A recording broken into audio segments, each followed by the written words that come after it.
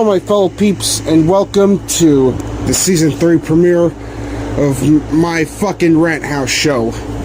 So, looks like we're finally back from the fucking hiatus to a new level.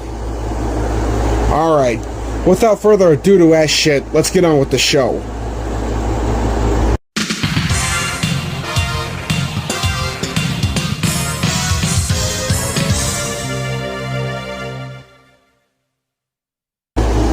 Aquaman Battle for Atlantis on the GameCube and the original Xbox is such a piece of shit game that it could have been, I don't know, it would be just as bad as Superman on Nintendo 64.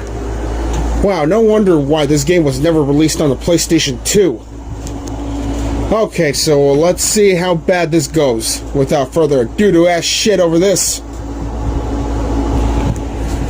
Okay, let's just say right off the bat, this piece of shit game was developed by Lucky Chicken Studios and published by TDK. Yeah, two worst video game companies that should have been bankrupt, or at least improved. It is based on Peter David's controversial interpretation of the DC Comics character Aquaman. So it was released exclusively in North America on my 5th birthday. Oh, wow. I'm really glad that my family and I didn't get this fucking game. Yeah. Well, anyways, my brother and I used to have the GameCube a long time ago. Just to let you know about that. Oh yeah, it just happened on the GameCube, while the Xbox version was released 1 week later. Alright, the plot is, after a long absence of being presumed dead, Aquaman's mortal enemy, Black Manta, has returned, bringing with him waves upon waves dedicated warriors.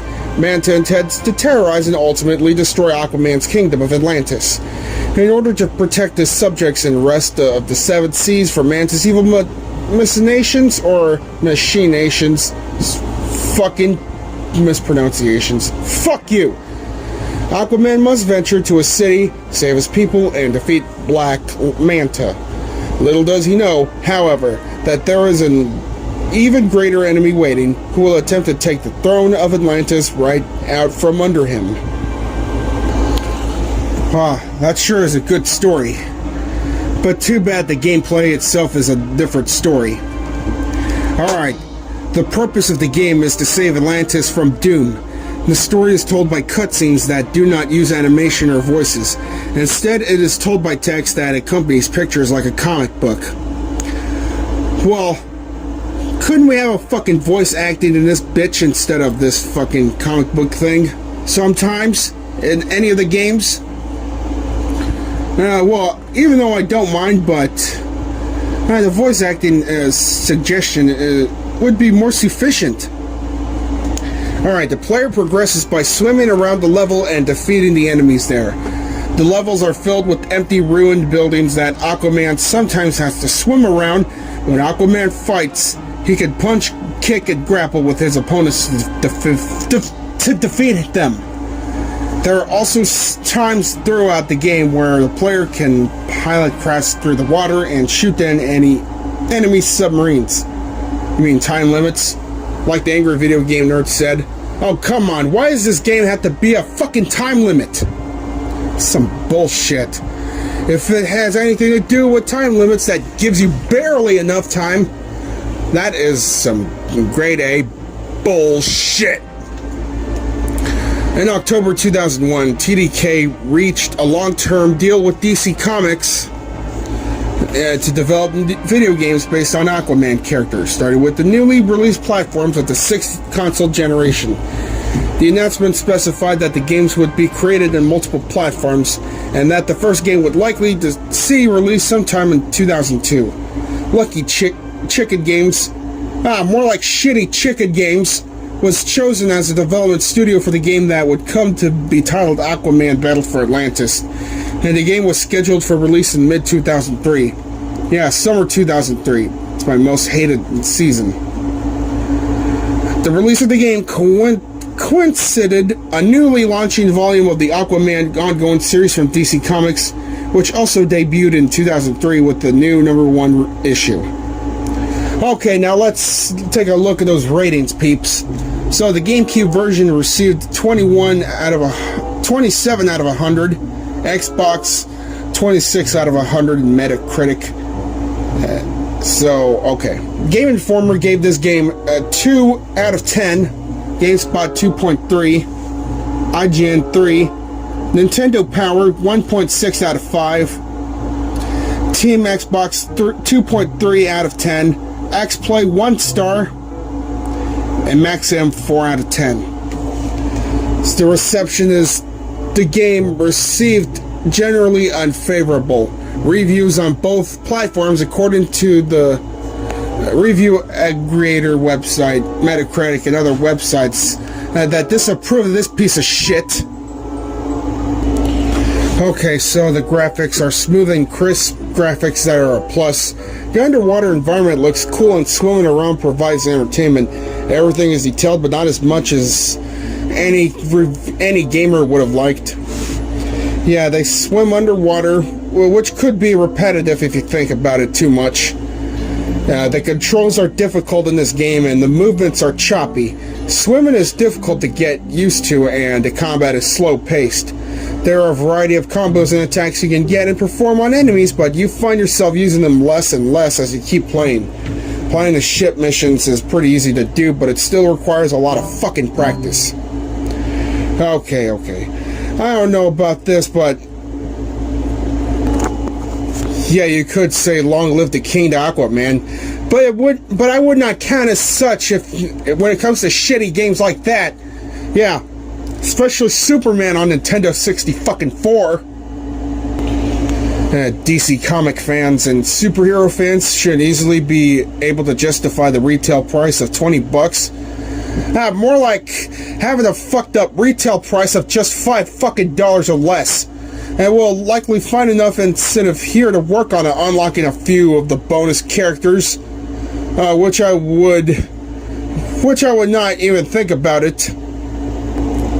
And besides that, I have the PlayStations 1 and 2, and there are no Aquaman games for these two PlayStation consoles. No wonder why this game's so bad. Yeah, according to IGN, it has 21 levels, fight more than 11 different enemy types, and control Aquaman's cybernetic morphine hook hand and telepathic powers. Single player, no progressive scan or Dolby Pro Logic 2 support. Whatever. The music is blanded, the voice work is non-existent, sound effects are subdued, not a lot of work went to the listening experience. Frankly, there isn't much to critique. Wait, let's hear the fucking soundtrack.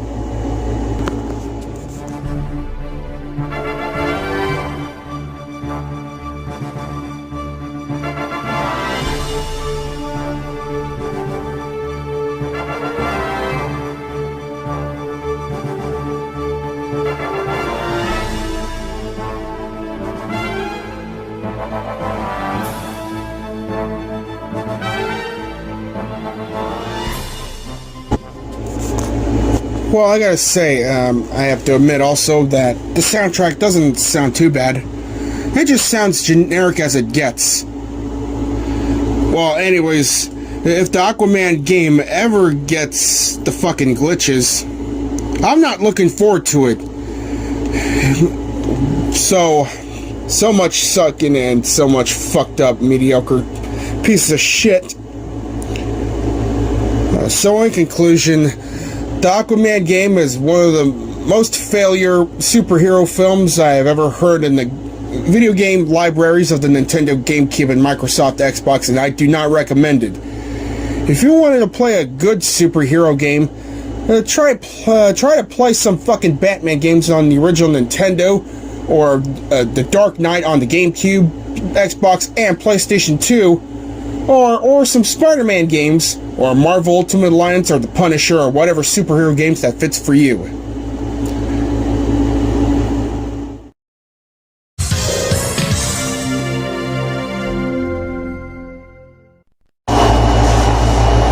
Teen Titans Go is the most piece of shit cartoon show I have ever heard. It's just a complete mockery of the original Teen Titans. with just fucking cheap-ass comedy bullshit gags or whatever they say. Yeah, I haven't watched episodes of them years ago. And what do I think of it? Nothing but a bunch of mediocre garbage. So, anyways, let's get on with that piece of shit. It premiered on April 23rd, 2013. Yeah, 9 years ago. And it is based on the DC Comics fictional superhero team. The series was announced following the popularity of DC Nation's new Teen Titans shorts.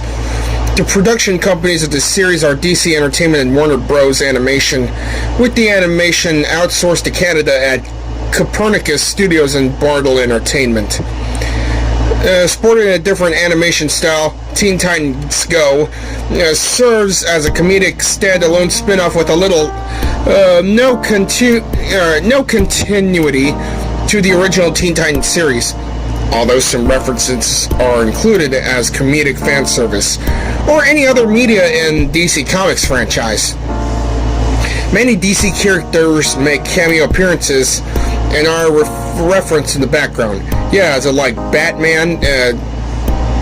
Yeah. The original principal voice cast returns to reprise their respective roles. This series explores what the Titans do when they are hanging out around the tower. A feature film, Teen Titans Go, to the movies was released on July 27th, 2018. Oh, wow.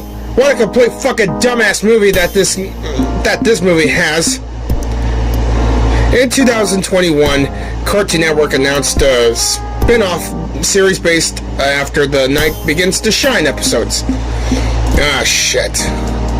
I don't know what the fuck just happened to the Teen Titans franchise. Ever since that this piece of shit series just fucking came to fuck up. What the hell? Okay. Teen Titans Go is an animated series that follows the adventures of young Titans Robin, Starfire, Beast Boy, Raven, and fucking Cyborg. They reside in Jump City when they are not saving the world while living together as teens without adults who disrupt the young Titans. Unlike the most of the other superhero series, the situations are comic, crazy, and parodic. For example, juvenile jokes that reach new heights of danger, obtaining a license to drive after destroying the Batmobile or washing the suits after staining them when fighting their enemies. What? The show regularly features characters who have appeared in the original series, albeit with reduced roles and or exaggerated personalities. It also features greater attachment to the DC universe at large, with more references to the other characters, including those in the Justice League, plus a few appearances by Batman and Commissioner Gordon, and lighthearted moments. The show expresses and jokes regarding the whole of DC's library, many of them in blink and you'll miss it moments, as well as numerous jokes at expense of the show itself.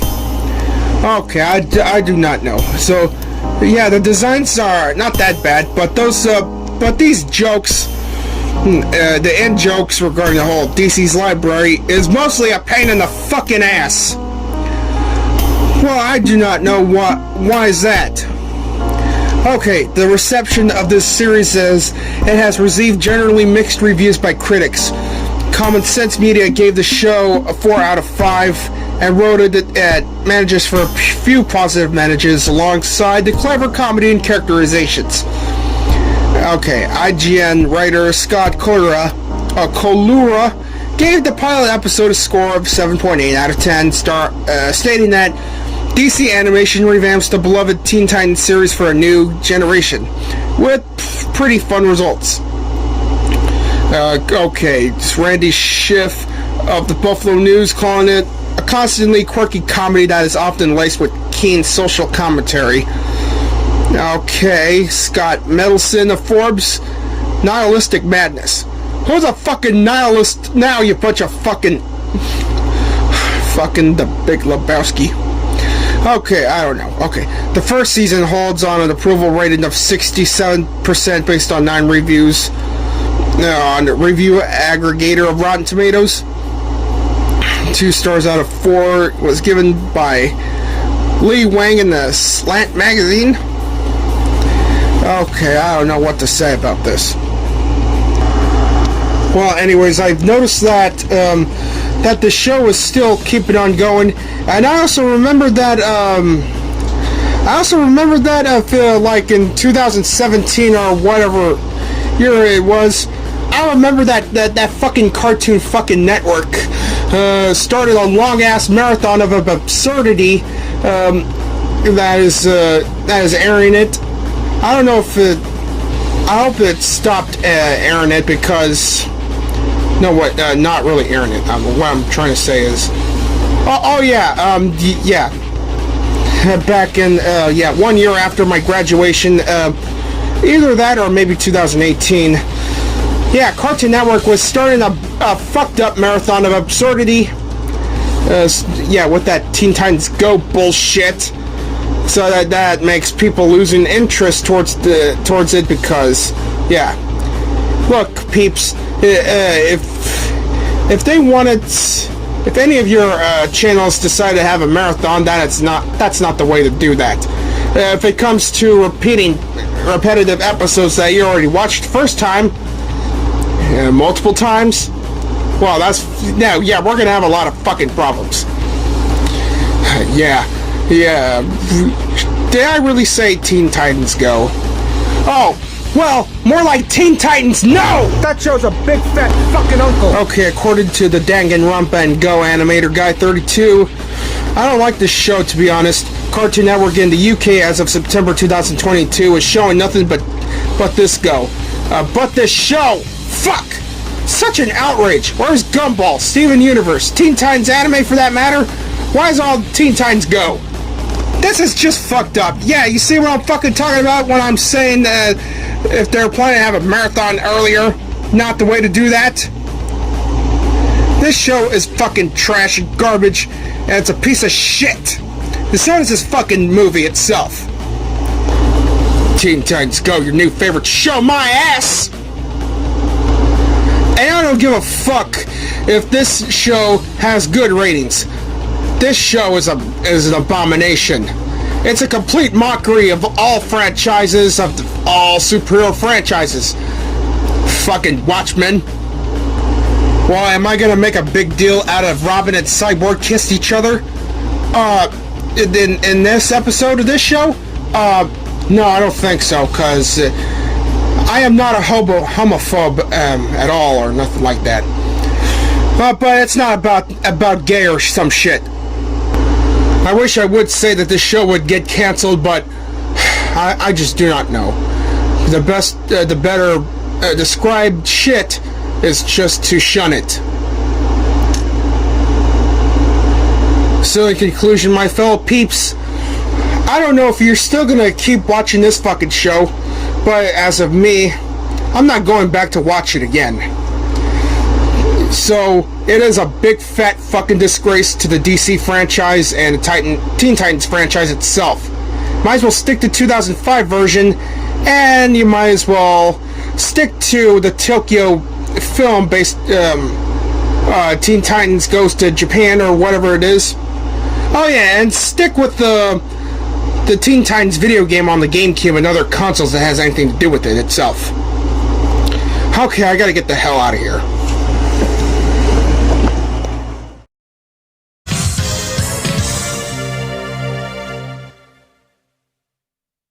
Alright, my fellow peeps, we have 3 shitty games to discuss.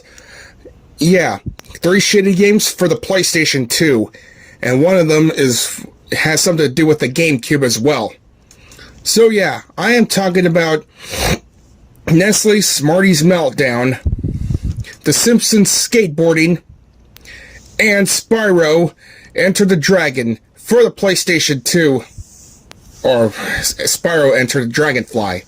Yeah, that game was also on the fucking GameCube. Well, anyways, these 3 games should have been improved, met their quotas properly, but sadly, these 3 games did not met their quotas at all. It's a pile of fucking steaming horse shit. These three games are a complete steaming pile of fucking horse shit out of a horse's ass. It's also a big ass pile of vomit come out of a pig's ass. So anyways, let's get on with these three segments. Okay, now I want to start with Nestle Smarties Meltdown. This is a third-person game developed by British company EM Studios and published by Koch Media, or Koch Media, under their Europress label. This game is set on a giant Nestle Smarties-shaped factory ship which orbits the Earth. Dr. Soursweet is the main villain in the game, who aims to take over the Smarties factory. The main hero, the character played by the player. It is a runaway blue Smartie named Big Blue. Big Blue? Big Blue my ass! If I'm thinking about Big Blue, I must be thinking about F-Zero. Big Blue motherfucker. Okay, yeah, Big Blue is voiced by Dave Benson Phillips, who must battle to save the factory and the Smarties. To do this, Big Blue has to explore the different areas of the factory, saving individual Smarties and killing Stroopers, Dr. Soursweet's evil living sugary creations. Big Blue must also find permanent upgrades which improve various aspects of Big Blue and his exosuit. Some of the upgrades include Choco Ray, which fires a blast of chocolate, and Half Chocolate Jacket, which offers temporary protection against enemy fire. Big Blue's exosuit runs on energy, which needs to be replaced after it is used up. Energy can be used by spreading his run, or by using the upgrades. Destroying Stroopers provides Big Blue with energy testicles. Yeah. Big Blue has health and up to 5 lives. Medikits and energy cells can also be found and collected. The game is quite open-ended, with most levels containing large areas with plenty of Smarties to find. The players must collect a certain numbers of Smarties before having access to the areas, providing a challenge for younger players. There are a few different gameplay styles, but these repeat themselves throughout the game. The entire game mostly has a platform gameplay style, but there are some more action and adventure touches to certain parts of the game.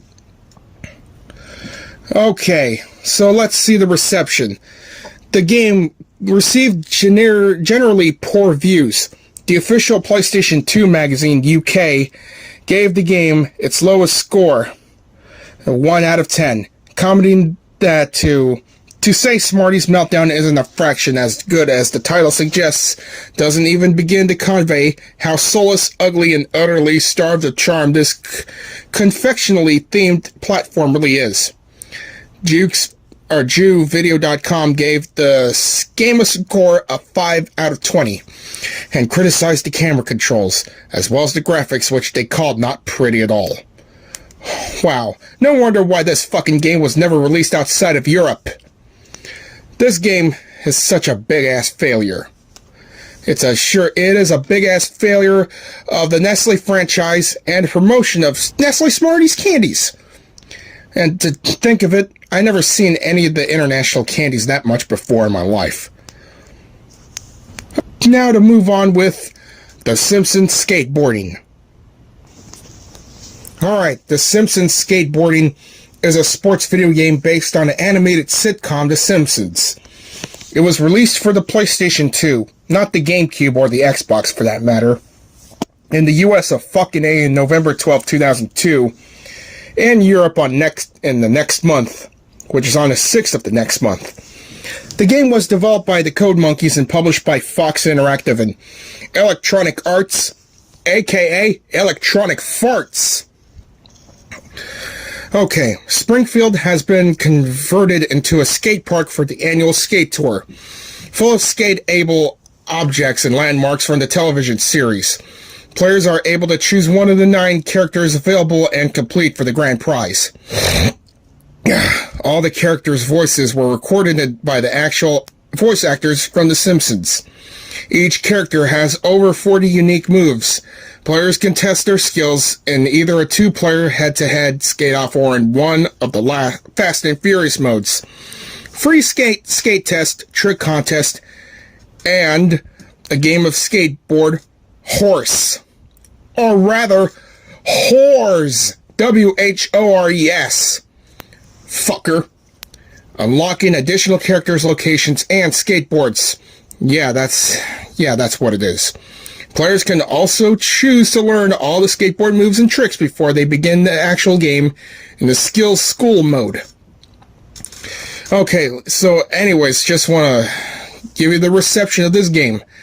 The Simpsons Skateboarding received unfavorable reviews according to the review aggression website Metacritic. It was criticized for its chunky graphics, poorly recorded sounded music, lack of skateboarding tricks, and poor controls, whilst the in-game dialogue were mixed. Andrew Reiner of Game Informer said, "Never before have I seen a developer put forth such an effort to secure the Worst Game of the Year award. I'll even go as far to say that this may very well be the worst PlayStation 2 game on the market."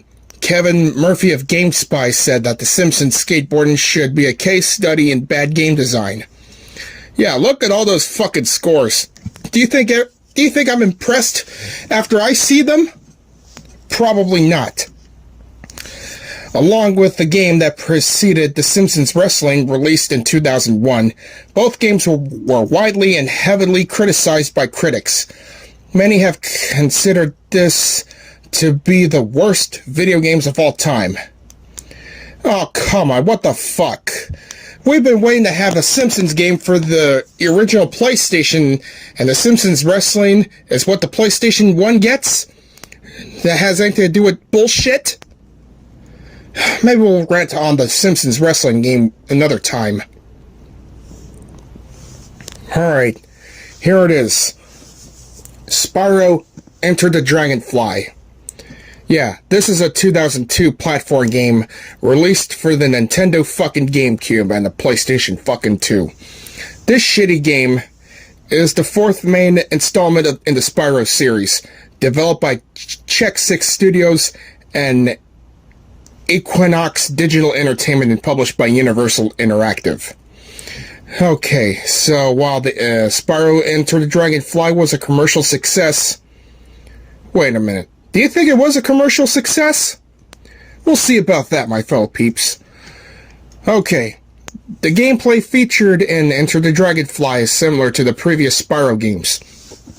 However, the game introduces multiple breath attacks such as Bubble Breath, Ice Breath, and Electric Breath.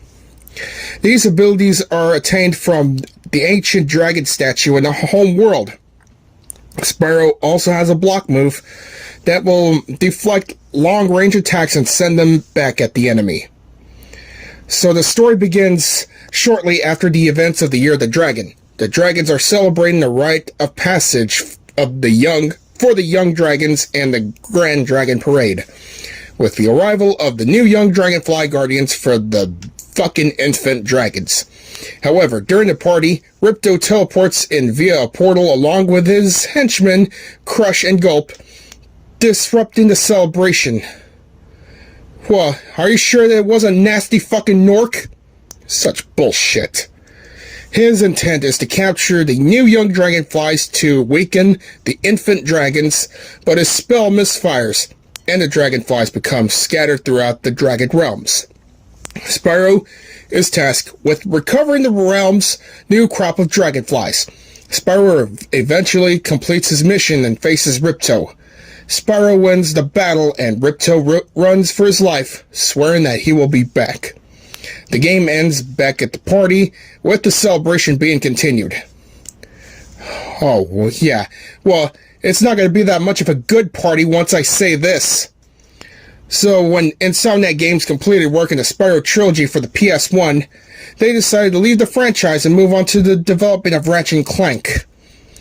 Okay, after the publishing agreement between Sony and Universal Interactive Studios ended in April 2000, Universal Interactive, who owns Spyro intellectual property, once considered to have as Interactive the following year, becoming a publishing label within the company.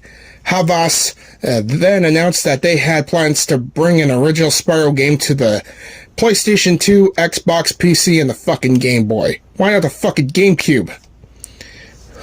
Okay, well, anyways. Here's the reception.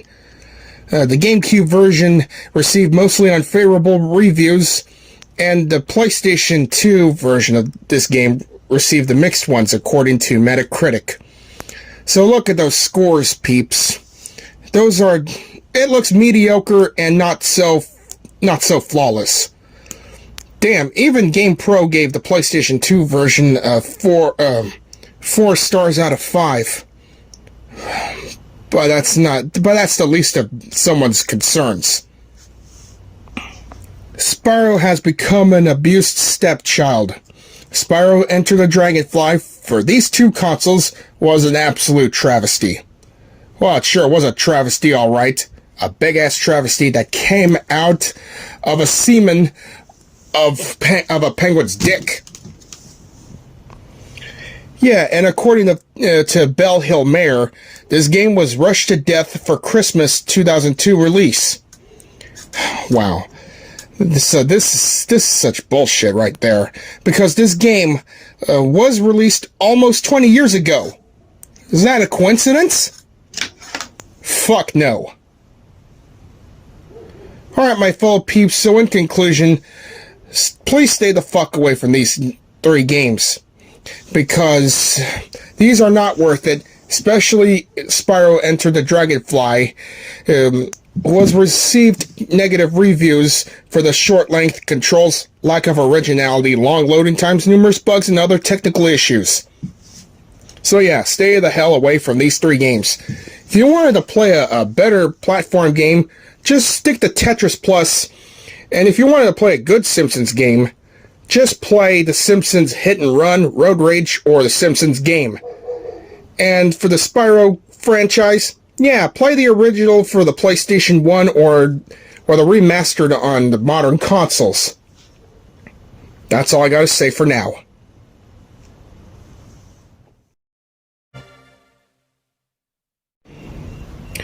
Alright, my fellow peeps, so we have 2 segments that are getting on our fucking nerves over the past year. And one of them is bothering us over the past life, for that matter. Yeah, I'm talking about the 2022 Russian invasion of Ukraine. And also those fucking scammers. I cannot stand them at all. Especially when they're especially when they're disturbing my shit. Yeah, that is making videos, playing games, and other shit. Okay.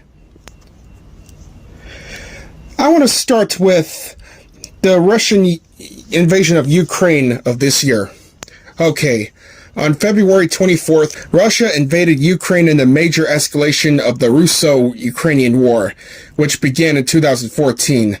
The invasion has likely resulted in tens of thousands of deaths on both sides and caused Europe's largest refugee crisis since World War II, with an estimated 8 million people being displaced within the country by late May, as well as 7.6 million Ukrainians fleeing the country as of October 3rd of this year.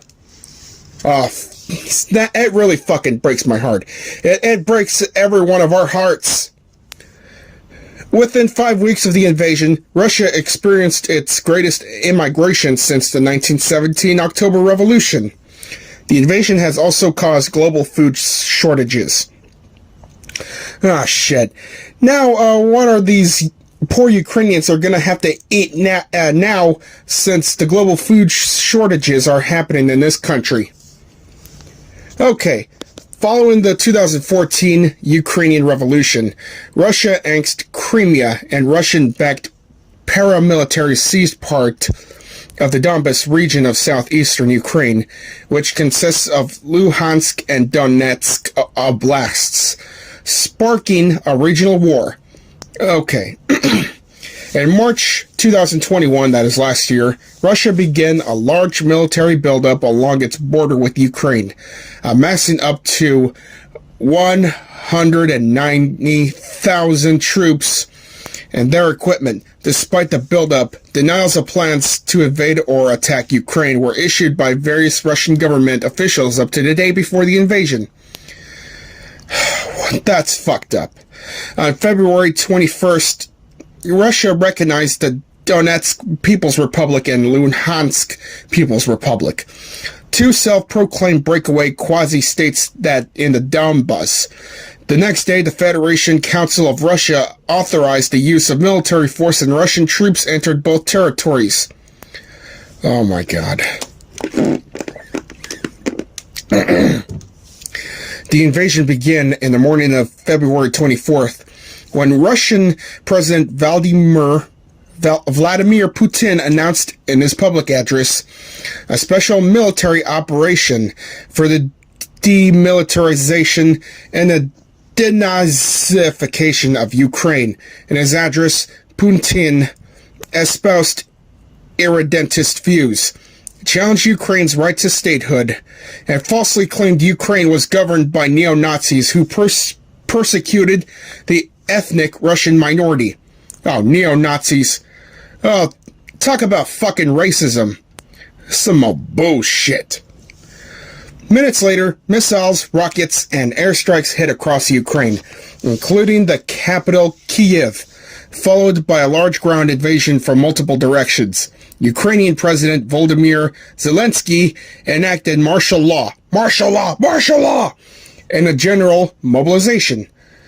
Russian attacks were initially launched on a northern front from Belarus towards Kyiv, a northeastern front towards Kharkiv, a southern front from Crimea, and a southeastern front from Luhansk and Donetsk. Russia's advance towards Kyiv stalled in March, with Russian troops retreating from the north front by April. On the southern and southeastern fronts, Russia captured Kherson in March and then Mariupol in May after a siege. On April 19th, one day before 420, launched a renewed attack on the Donbas region, with Luhansk Oblast fully captured one day before the 4th of July. Fucking hell. Russian forces continued to bomb both military and civilian targets far from the front line. Ukrainian forces launched counteroffensives in the south in August, and in the northeast in September. Soon after, Russia annexed Luhansk and the three partially occupied Ukrainian oblasts of Donetsk, Zaporizhzhia, and Kherson. I don't know what the fuck is going on with this world when it comes to wars like that. So, according to Wikipedia, over 1,000 companies have pulled out of Russia and Belarus in response to the invasion. The International Criminal Court has opened an investigation into crimes against humanity in Ukraine since 2013, almost 10 years ago, including war crimes in the 2022 invasion. I used to hate the year of 2022. Right after I enjoyed it, and now I did enjoy it when it comes to something else good. But right now, I fucking hate this year again. Okay, now on to the next segment. Scam artists. Okay, what is called a scam, you might ask? A scam is a deceptive scheme or trick used to cheat someone out of something, especially fucking money. Scam is also a verb meaning to cheat someone in such a way. Example, banks will never call you asking for your credit or debit card numbers or social security number over the phone. So how does scam work? What is a scam? Scams come in many forms, but all are designed and disguised especially to get hold of your fucking money. And I mean all your hard-earned fucking money. They do this by getting you to reveal your personal details, stealing your information, or even tricking you into willingly handing over the cash. So is scamming a crime?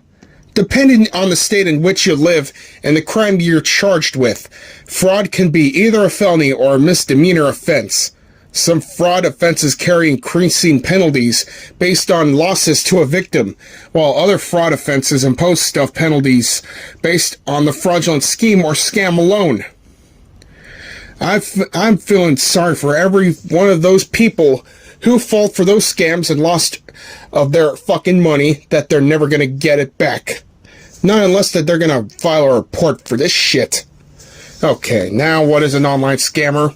What are internet scams? Internet scams are different methodologies of fraud.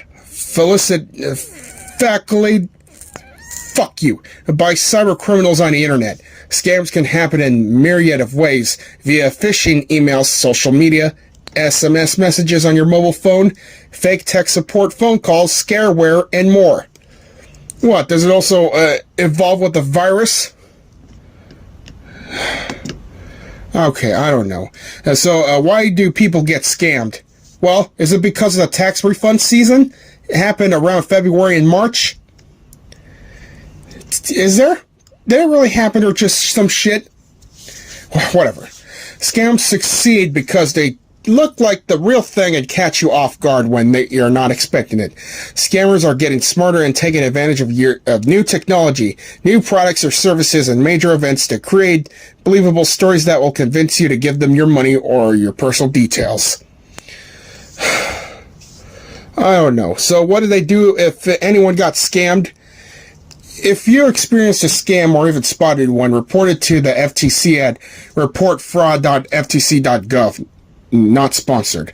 Check out what's going on in your state or metro area by visiting ftc.gov/explore data. Okay, I don't mean to pull the racial card because I hate racism and racism is fucking bad, but I've been watching some Onage Pranks videos. Well, yeah, most of the Onage Pranks videos that where Russell from the Onage Pranks website and channel on YouTube, where he exposed every scam callers and Indian scam companies that he could expose. Yeah, Indian scammers, they always ask him for your information. Well, I'm glad that Onage Pranks got one of the scamming companies from India, whom the Indian scammers claim to be in one of those states in North America, calling it First Financial Bank. First Financial Bank? First Financial Bank? Oh, come on. Can't those Indian scammers get more creative with that generic name? That's just unexcusable. I don't know what the fuck is that. But those scammers really did get what they deserve when it comes to exposure and getting arrested by the FBI. I hope every scammers would be flew out of existence, which, yeah, and I really wish that we all had our monies back from all the scamming trouble, because we really need it for everything we fucking need, especially getting a moped. So I don't know what's going on.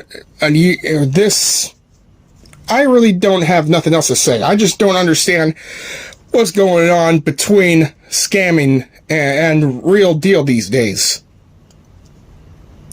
It's so humiliating. In the U.S. alone, 1 in 10 adults will fall victim to a scam or fraud every year. 1.3 million children have their identity stolen every year.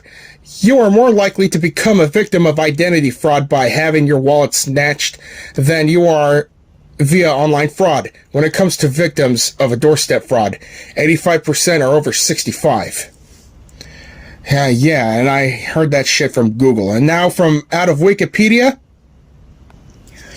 Yeah, and I just wanted to say shame on Samuel Thompson for being the original confidence man who was a clumsy swindler who asked his victims to express confidence in him by giving them money or their watch rather than gaining their confidence in more nuanced way. My fucking God. Okay. What else out of Wikipedia? Okay, with the rise of the internet, fraud has rapidly gone online. The Internet Crime Complaint Center, IC3, of the FBI received over 847,000 reports in 2021, with a reported loss of money of $6.9 billion in the U.S. alone. The Global Anti-Scam Alliance annual Global State of Scam report stated that globally 47.8 billion was lost, and the number of reported scams increased from 139 in 2019 to 266 million in 2020. So in conclusion, military losses have been heavy on both sides, with about 9,000 Ukrainians and as many as 25,000 Russians said to be killed. Ukraine has lost control of 20% of its territory to Russian forces and our proxies in recent years. And as for scamming, it's a dishonest scheme. It's a fraud, swindle, fraudulent scheme, racket, trick, diddle, con. Yeah, con artist. Yeah, a verb, swindle. A guy that scams the elderly out of their savings. So anyways, this is the reason why I installed Truecaller on my phone. Not sponsored. So, you might as well just install Truecaller on your phone or any of those app devices that'll protect you from scamming or other fraud numbers and shit. Alright, peeps. I'm gonna have to call it a night.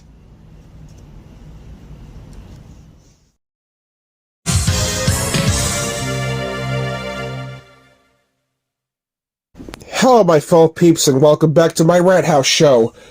So, yeah, I've got two guests from the Capcom universe, and now residing in Plotting City of Fort Worth, Texas.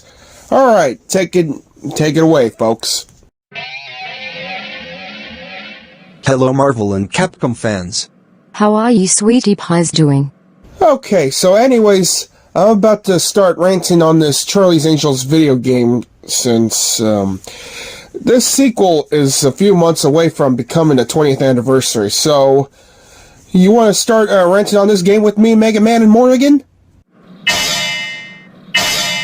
Oh no, count me out, dude. I don't think so, Maze.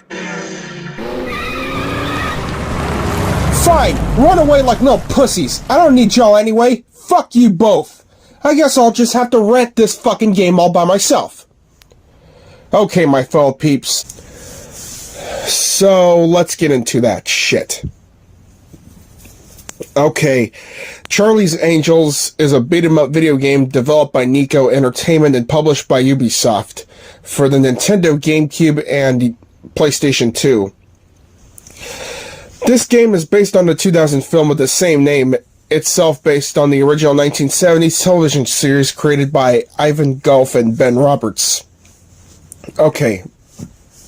The game follows the continuing adventures of three private investigators, Natalie Cook, Dylan Sanders, and Alex Munday, as they attempt to solve the mystery of a series of missing national monuments.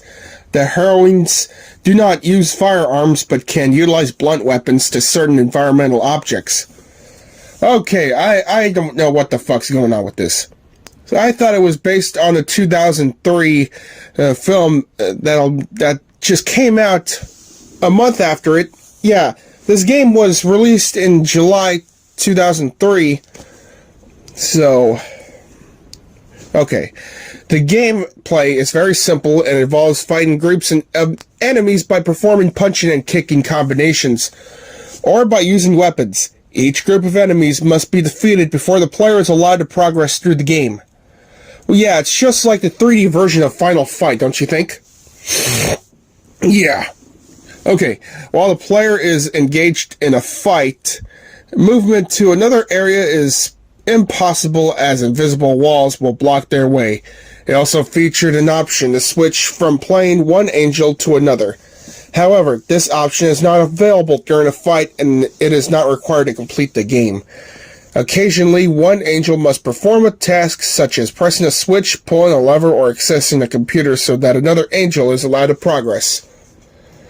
Well, that's really fucking stealthy, is it? Is it not? Okay, anyways, most levels end when all the angels have completed their current objective. Unlockables such as trailers and photographs from the movie Charlie's Angels 2 Full Throttle can be unlocked by collecting items such as film reels and memory sticks, which are hidden in each level. What, are you fucking serious? Do you really think that I would want to play this game just for unlocking stuff when it comes to shitty games that suck ass like this one?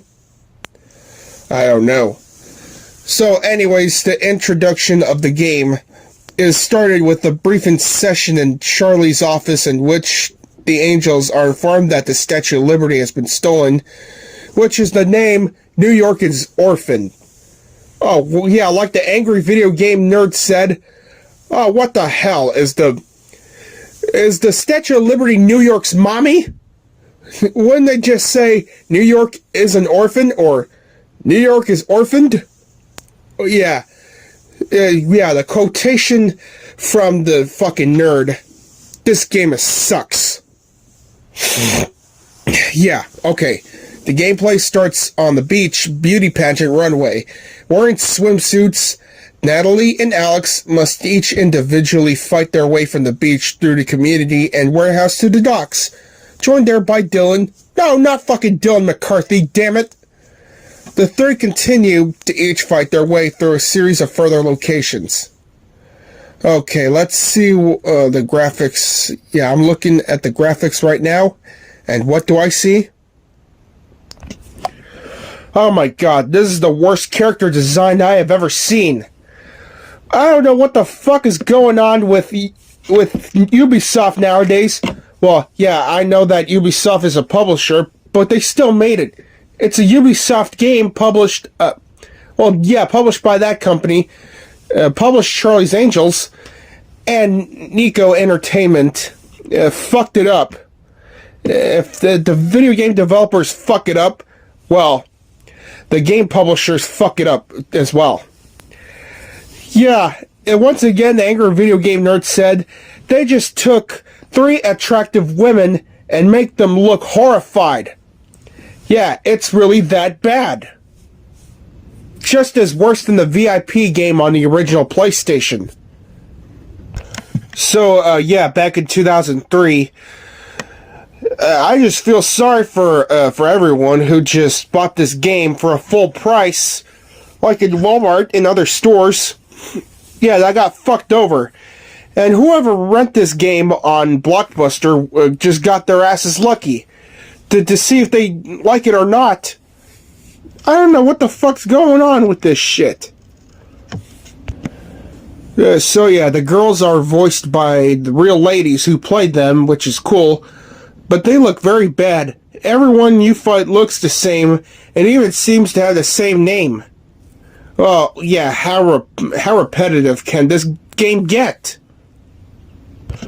Oh yeah, if there's a replayability in this game, well, guess what? Everyone really see no reason in playing this game again. They do have a secrets that you can unlock during the game, but they aren't anything special. Just promotional, commercial, and a couple of pictures. If you want to go find those, then go ahead. Be warned, you will have to start the game all over again.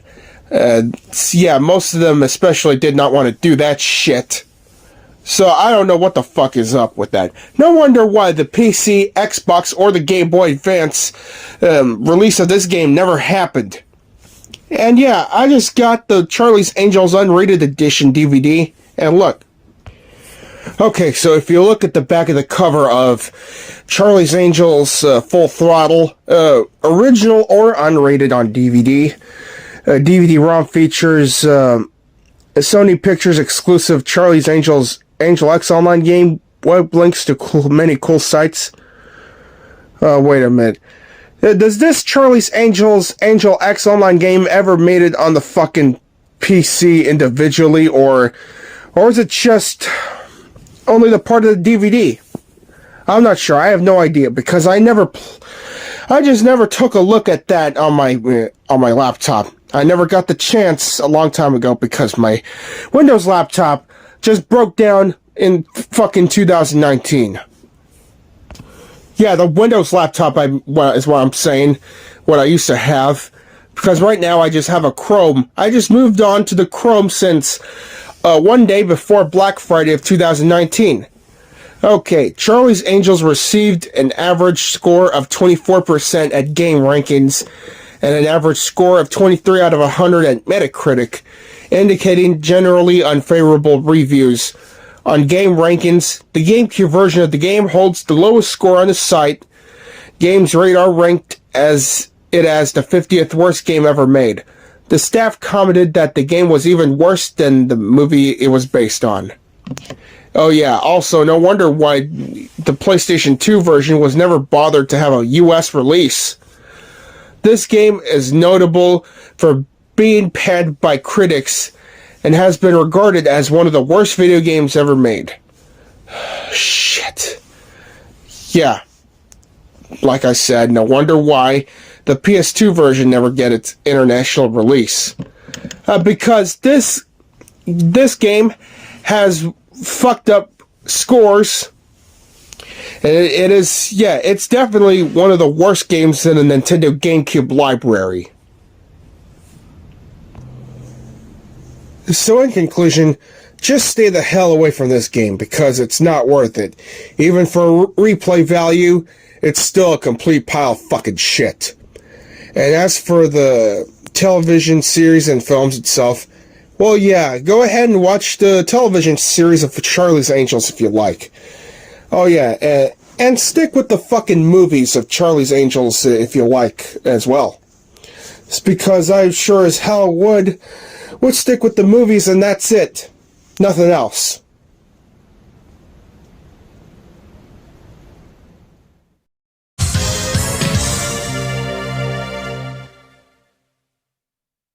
Okay, peeps, so looks like we have another Rant House episode request, and this time it's from CyberPod Mark II. So yeah, it's Windows Longhorn.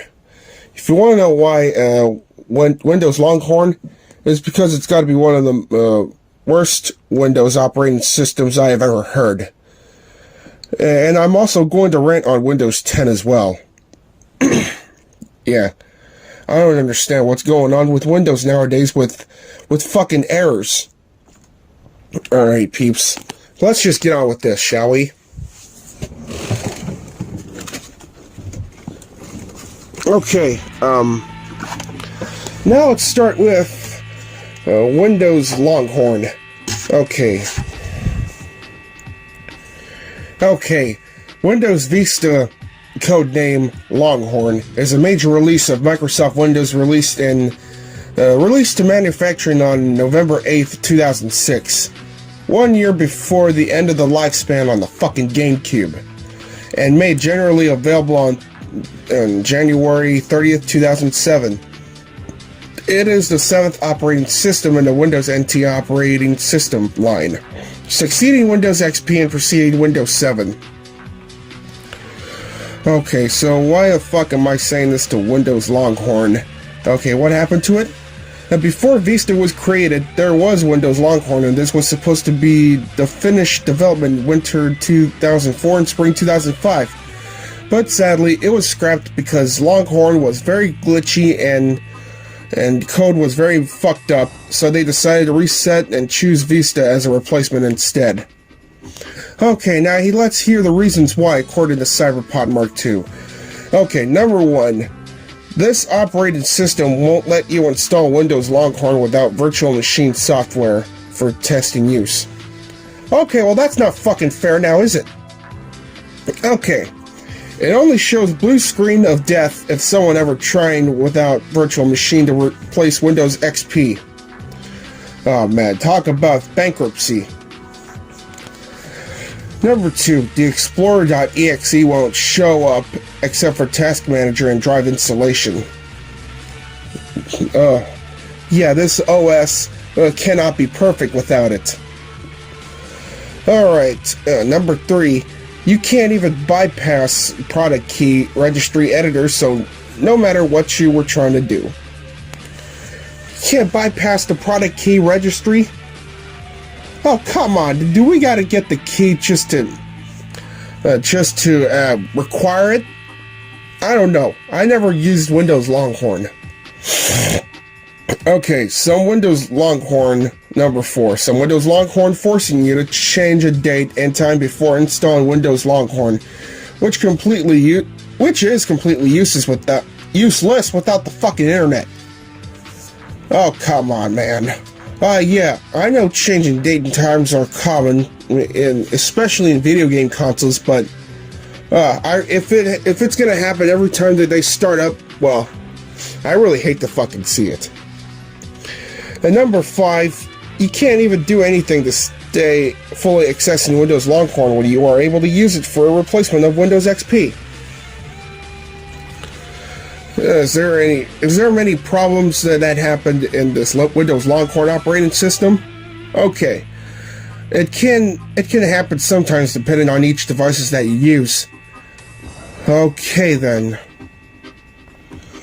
So, I would consider Windows Longhorn a fucking failure.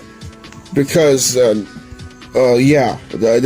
Why did the Longhorn just fucking failed? Well, yeah, two more reasons I gotta tell you.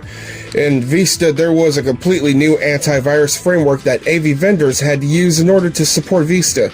Good idea in theory, but because it was brand new, and because vendors had to write brand new code to support it, it had a fuck ton of problems, mostly contributing to an enormous performance degradation.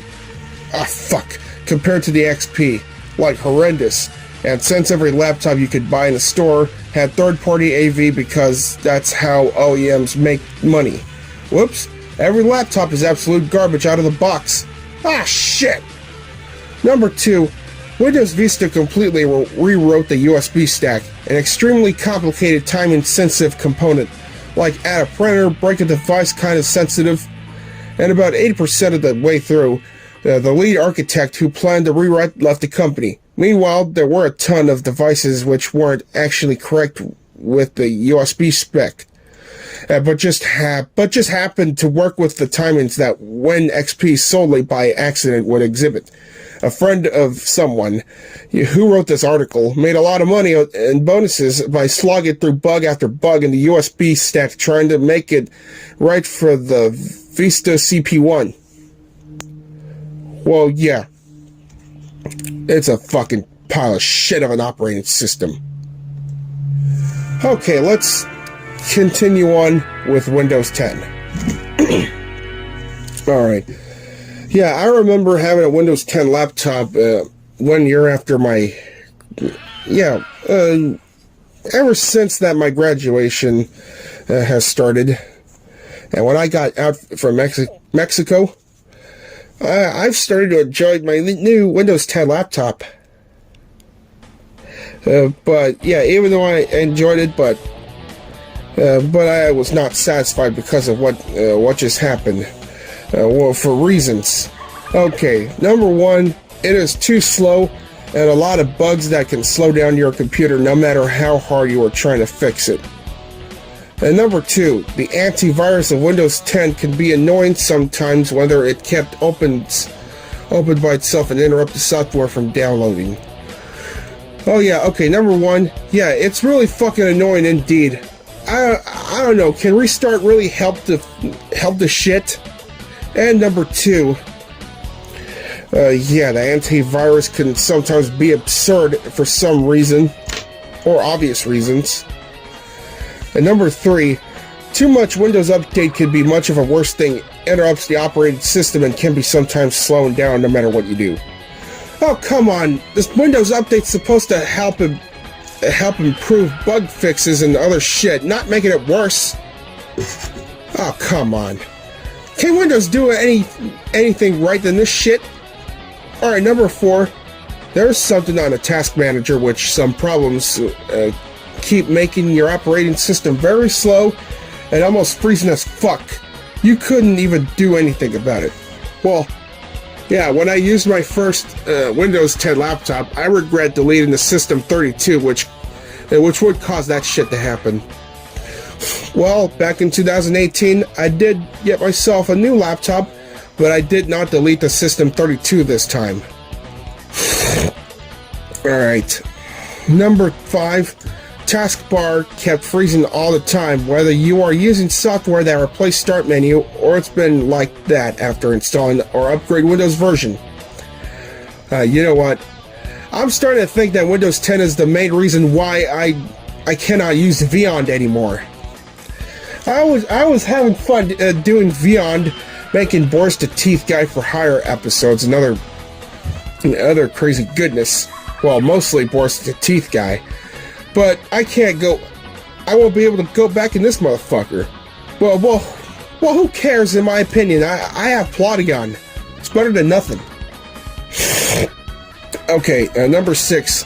Slowest boot and startup can be one of the worst things that came with Microsoft updates. You can simply do anything about it. You can't simply do anything about it unless you can try and find another way to turn the Windows update off. I really could not call out the tech support or a repairman to fix my fucking problem because it costs a lot of money. I assume it costed more than $100. And number 7, there's a lot of bugs that kept slowing down your operating system no matter how hard you tried to fix any problems. It doesn't work. You may have no other choice but to downgrade back to Windows 8.1 or upgrade to Windows 11 for a better performance. Well, you want to know what I did after that? I just switched to Chromebook. Yeah, I just fucking switched to Chromebook, man. Okay, some of the primarily system detects are most common causes of the Windows 10 upgrade failure. Some of these errors are insufficient storage, software incompatibility, and error in the setup wizard. Well, I guess that sums it all up.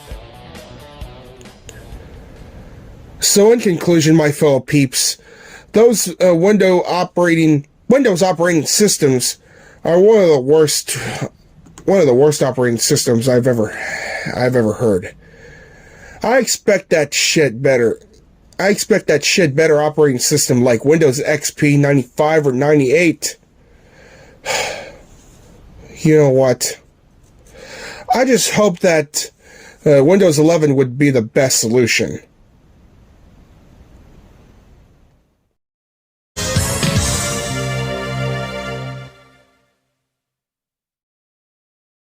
Alright, I would like to welcome Belhill Mayor for coming to this show at the request of Thomas and friends. All engines go. Thanks, Mason. It's not just me who requested you to do this rant. I did it first and Matt Hunter did it second. And I would like to say that Thomas and friends All Engines Go has so many bad deeds. And it's a huge ass mockery of the entire Thomas and Friends franchise, so let's hear it. Anyway, it is an animated educational children's television series created by Britt Alcroft and developed by Rick Suvali. That show premiered on Cartoon Network's Cartoonito block in the United States on September 13, 2021, and on Treehouse in Canada on 5 days later. What? Cartoon Network has the authority to air one of the Thomas and Friends shows. And it had to be this shit show. Relax, Mason. What we said about Cartoon Network airing this show is just the tip of an iceberg. So, it's a damn reboot. Reboots are sometimes a good idea, but when it comes to shit shows like this one, it's horrible. I heard that Mattel Television confirmed it to be a separate series. It introduces an entirely new approach to Thomas and Friends content, with a new animation style. According to Wikipedia, the show, trailers, and other promotional materials posted on social media have been met with backlash from parents. Wow! The animations look so fucking embarrassing, load of uninspired wacky behavior, and Thomas sounding like a kid. The voice acting is mostly terrible. I'd rather watch Thomas and other train engines getting grounded and get covered in train shit if I won't. Well, Mason, I'd rather much get lynched by devious fucking Diesel with his Diesel gang. This is the worst version of this show I have ever seen in my life. Yup, this makes me want to watch Devious Diesel for Hire. Mason, does this Devious Diesel for Hire still going? Well, this channel hasn't been active since last year. Other than that, I hope this All Engines Go gets cancelled at any time. I would like to welcome Lorik Music to be here at this week's Salute House show. Thanks, Mason. It's about time where we will rant on Fast and Furious Crossroads. Yeah, this game has bad benefits that ruins the fucking franchise itself. Good freaking grief. This is a racing and action role-playing video game based on the Fast and Furious franchise. It was developed by Slightly Mad Studios and Codemasters, and published by fucking Namco. This game was scheduled to release on PC, Steam, PlayStation 4 and Xbox One in May 2020, but it was pushed to 3 months later on August 7th. Fast and Furious Crossroads is set across global locations and features main characters from the franchise itself, The game offers a new storyline and action with a shitload of fucking cars. In addition to the single-player mode, which focuses on the story, a multiplayer mode is also available in the game. The characters must also defeat enemies and avoid traps while racing by using equipped weapons on their cars. If you want to know why this game got delayed to August 7th, because of the fucking COVID-19 pandemic, yeah, I sometimes have to postpone my upcoming materials. Not the first time though. Look at those score reviews. According to Wikipedia, it received generally unfavorable reviews on all platforms from Metacritic. IGN gave it a 4 out of 10, stating that it is short, shallow, and surprisingly simple. And it's nothing less than a crashing disappointment in virtually every department. Destructoid PC Games and Push Square gave it a 3 out of 10. Metro UK newspaper gave it a 2 out of 10. And it's a good thing that Eurogamer, the British journalism website, avoided it. The graphics are glitchy, controls are unworthy, camera angles are disappointing, and this is just as a lot worse than the Fast and Furious 2006 game for the PlayStations 2 and portable consoles. This is bullshit. Why do we get good Fast and Furious games on arcades and bad ones on home consoles? This is pure asinine. It's such a broken ass fad that there is no good Fast and Furious games except for Wii under the name Cruisin'. Hey Sal, thanks for coming over to my Rant House show. No problem, Mason. We're going to rip 3 segments, new holes very bigger than Mount Everest. So what segment will we rant on, Sal? We're going to rant on the GoAnimate/Beyond community. Oh, that's good to hear, because this community has gone toxic since the beginning of it. What does your real-life self said about this? Because this community is filled with nothing but piss, shit, semen, vomit, ass, shit ass, poopy piss, vomitorium, vomit-infested, piece of dog shit mangled, cock gobbling, cunt ripping, and a shit-eating infested community that just came out of everyone else's asshole. There you have it. Let's get to it. Okay, the GoAnimate/Beyond community is filled with so many problems that will never be solved no matter what and no matter what we try or do.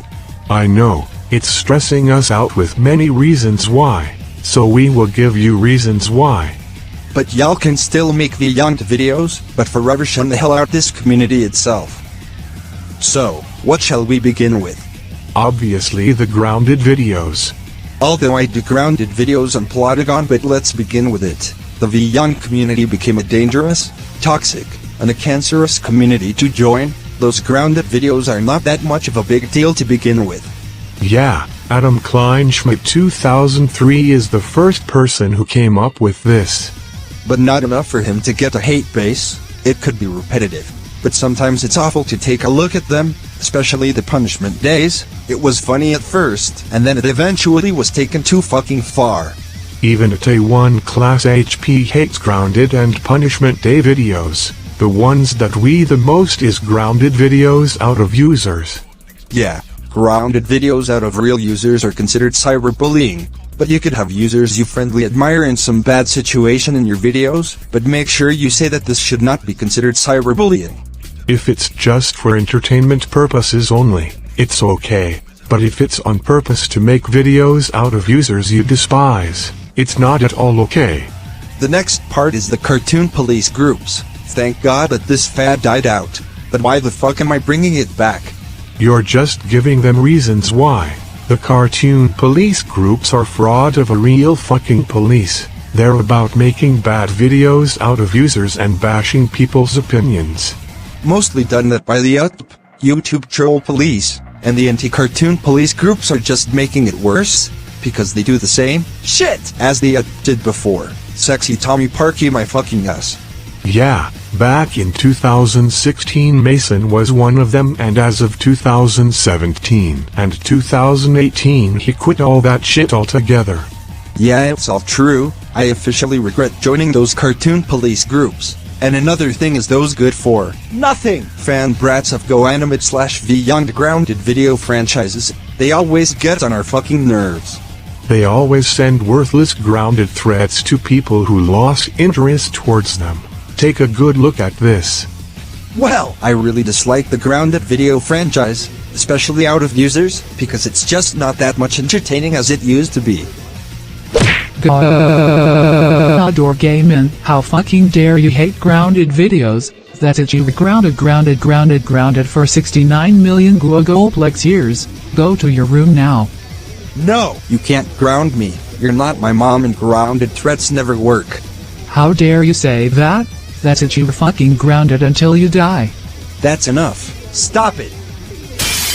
You're grounded. Let's not forget about the Vyond-styled rants. Oh my god, this type of rants are so jackasses. It's currently out of line with those overused quotes. Caillou more like fuck you. Oh my, shit, this franchise sucks. And another quote is like, Kiyasuke Gucci likes to go on failure adventures, but always fail to take over the world, and other things that don't make sense, like characters and user like to drink piss and eat shit, but really, it's always false.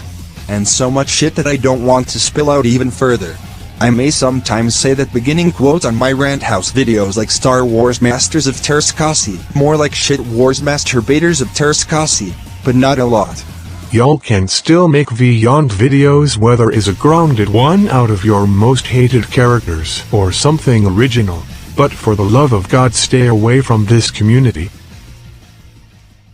Alright dudes, what are your conclusions about these three awful things we discussed? Thomas and Friends All Engines Go is once again a complete mockery, so stick with the old school Thomas shows or anything other than this. Fast and Furious Crossroads is the worst game ever, so stick with the movies, and or you will be lucky that you have arcade games of them in your local arcade places. And the Vyond community is by far the worst segment that we fucking ranted on. A big ass shit dripping trophy for the worst community ever goes to this. Don't forget about coating up with extra whale semen on it. So that's it for today. Now if you excuse me, I'm gonna go get my mind of them while I watched some childish dad videos and play Need for Speed Most Wanted, and look up my very first childish dad video in the Plotagon Skits Season 3 playlist.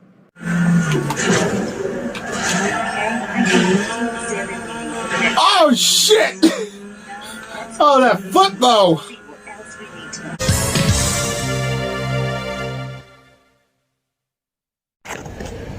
Alright, my fucking peeps.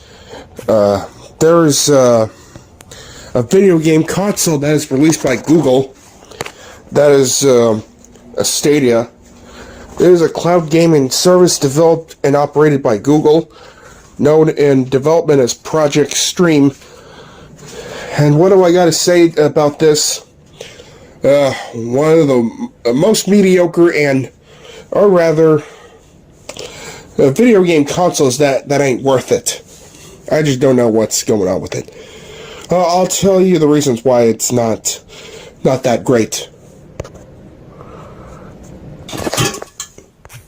Alright.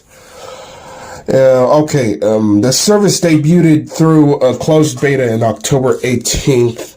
No, wait, October 2018 and publicly launched in November 2019. So, the service was to compete with Sony's PlayStation Plus cloud streaming, Nvidia's GeForce Now, Amazon's Luna, Microsoft's Xbox Cloud Gaming. Stadia initially recovered a mixed reception from reviewers, with most criticism head towards its content library and a lack of promised features. Google had initially intended to develop in-house games in addition to other third-party titles, but began scaling back on these plans in February 2021 by shutting down its studios. The service continued to offer games by creating partnerships to use technology as a white-label product to deliver game content over the cloud. Google announced in September 2022 that it would be shutting down Stadia on January 18th of next year.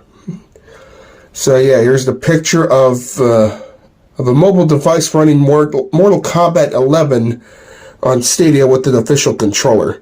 Well, yeah, the controller doesn't seem too bad. Okay, Stadia is accessible through Chromecast Ultra and Android TV devices on personal computers via the Google Chrome web browser and other Chromium-based browsers, Chromebooks and tablets running on Chrome OS, and the Stadia mobile app on supported Android smartphones, as long as the latest version of the Chrome browser and the latest version of the Stadia app are installed. There is also an experimental mode with support for all Android devices capable of installing the Stadia mobile app in December 2020. Google released an iOS browser-based progressive web application for Stadia, enabling gameplay in the Safari browser. Stadia is capable of streaming video games to players at up to 4K resolution at 60 frames per second with support for high dynamic range. Well, I hope that this doesn't have much of a fucked up insolence in it. Wait, why the fuck am I saying that? Of course they do have bad shit. Okay, so yeah, 4K resolution, 60 frames per second with HDR via the company's numerous data centers. Okay, this piece of shit offers the option to purchase games from its store in order to stream them or play a selection of free-to-play games. While the fucking base service is free and lets users stream at resolutions of up to 1080p, a Stadia Pro monthly subscription allows for a maximum resolution of 4K, 5.1 surround sound HDR, and offers growing collection of free games that, once claimed, remain in the user's library whenever they are subscribed. Okay, both tiers allow users to play online multiplayer without any additional fucking costs. Stadia is integrated with YouTube, and its state share feature allows players to launch a supported game from a save state shared by another player via permalink. The service supports Google's proprietary Stadia game controller, although with various non-Stadia controllers through USB and Bluetooth connections. Well, I'll be fucking damned.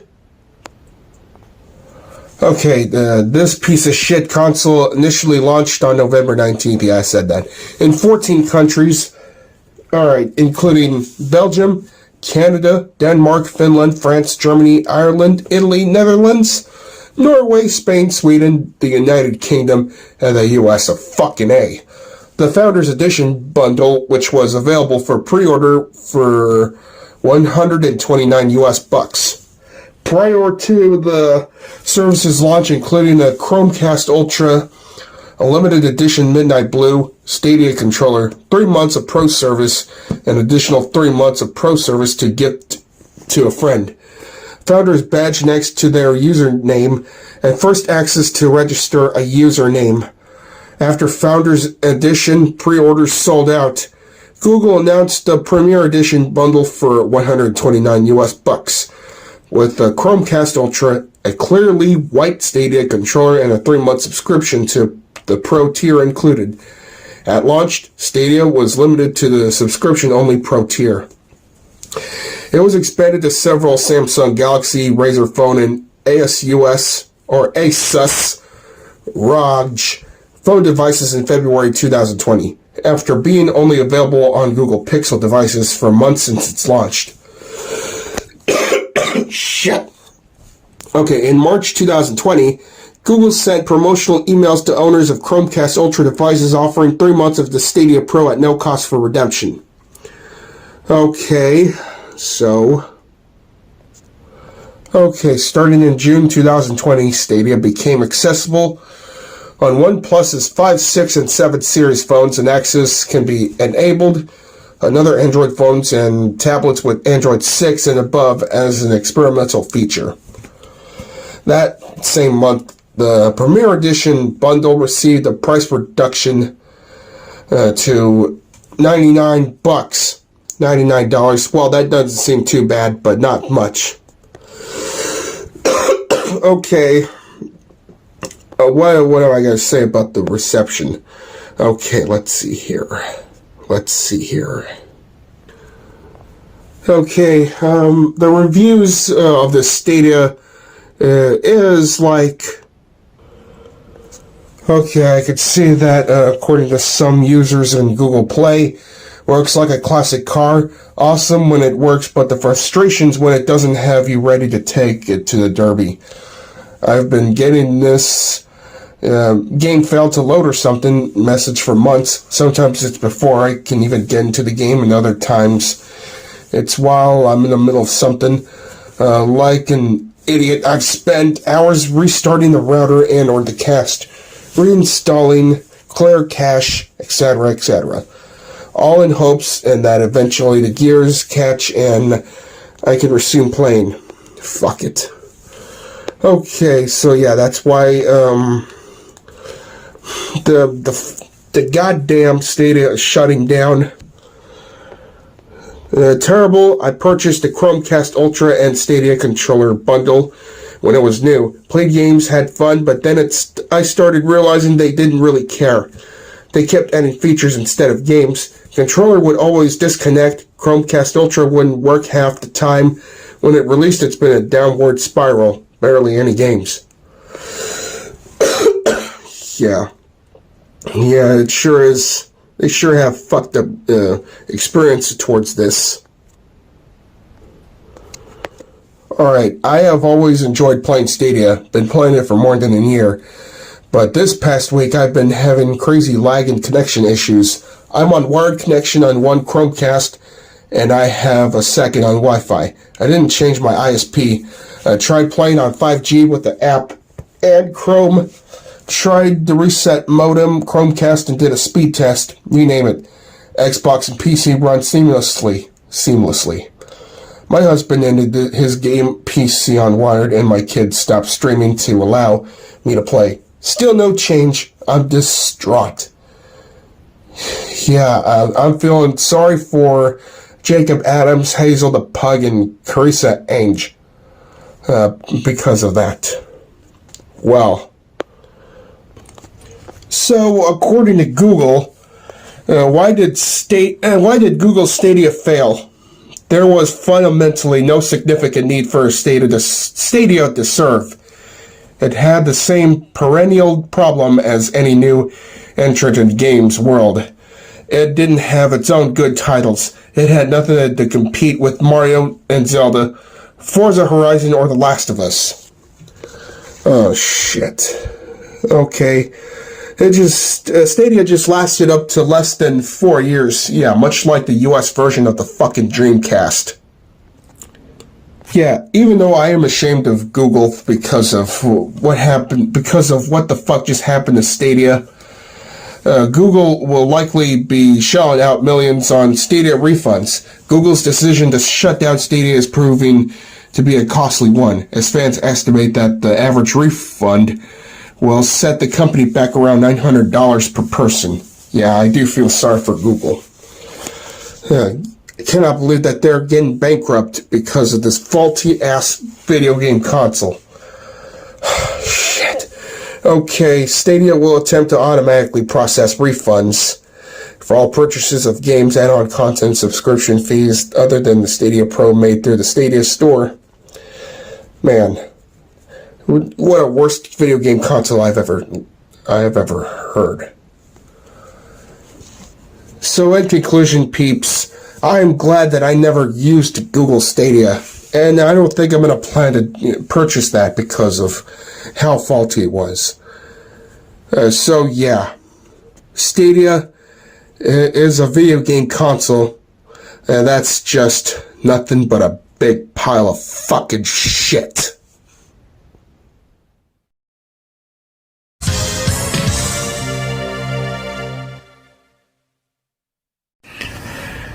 Alright, my fellow peeps, looks like we have another Rent House installment, and 3 of them are requested by Oliver Hood, as you did see it. So these 3 segments will be racism, homophobia, and fat shaming. In other words, for fat shaming, fat phobia, and social stigma of obesity. So now let's start off with racism first. Alright. Racism is the belief that groups of humans possesses different behavioral traits corresponding to inherited attributes and can be divided based on the superiority of one race over another. It may also mean prejudice, discrimination, or antagonism directed against other people because they are of a different race or ethnicity. Modern variants of racism are often based in social perceptions of biological differences between peoples. These views can take the form of social actions, practices, or beliefs, or political systems in which fucking different races are ranked as inherently superior or inferior to each other. Shit. Based on presumed shared inheritable traits, abilities, or qualities.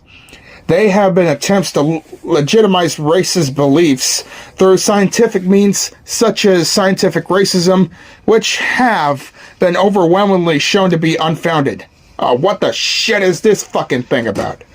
Okay, in terms of political systems that support the expression of prejudice or aversion of discriminatory practices or laws, racist ideology may include associated social aspects such as nativism, xenophobia, otherness, segregation, hierarchical ranking, and supremacism. Okay, now what the fuck is it also about? Okay. While the concepts of race and ethnicity are considered to be separate in contemporary social science, the two terms have a long history to equivalence in popular usage in older social science literature. Ethnicity is often used in a sense close to one traditionally attributed to race, the division of human groups based on qualities assumed to be essential or innate to the group. Example, shared ancestry or shared behavior. Racism and racial discrimination are often used to describe discrimination or on ethnic or cultural basis, independent of whether these differences are described as racial. According to the United Nations Convention of the Elimination of All Forms of Racial Discrimination, there is no distinction between the terms of racial and ethnic discrimination. It further concludes that superiority based on racial definition is scientifically false. How the fuck is it false, man? Okay, let's see how the fuck is it. Morally condemnable, socially unjust, and dangerous. The convention also declared that there is no justification for racial discrimination, anywhere in theory or in practice. Racism is a relatively modern concept that should have been dead by now. Arising in the European age of imperialism, the subsequent growth of capitalism, and especially the Atlantic slave trade, of which it was a major driving force. It was also a major force behind racial segregation in the United States in the 19th and early 20th centuries, and of apartheid in South Africa. 19th and 20th century racism in Western culture is particularly well documented and constitutes a reference point in studies, and this course is about racism. Racism has played a role and particularly well documented constitutes a reference point in studies and disclosures about racism. Racism has played a role in genocides such as this godforsaken, heartbreaking Holocaust, the Armenian genocide, the Rwandan genocide, and the genocide of Serbs in the independent state of Croatia, as well as the fucking colonial projects including the European colonization of the Americas, Africa, Asia, and population transfer in the Soviet Union, including deportations of indigenous minorities. Indigenous peoples have been and are often subject to racist attitudes. Well, you know what, peeps? Racism is a fad. Yeah, it is such a fad that it should have been wiped out of existence. Because, yeah, we do not treat other people and their other races like garbage. We gotta treat them like we're a fucking family, even though we're not. Alright, peeps, next segment, homophobia. Okay, homophobia encompasses a range of negative attitudes and feelings toward homosexuality or people who are identified or perceived as being lesbian, gay, or bisexual. It has been defined as contempt, prejudice, aversion, hatred, or antipathy.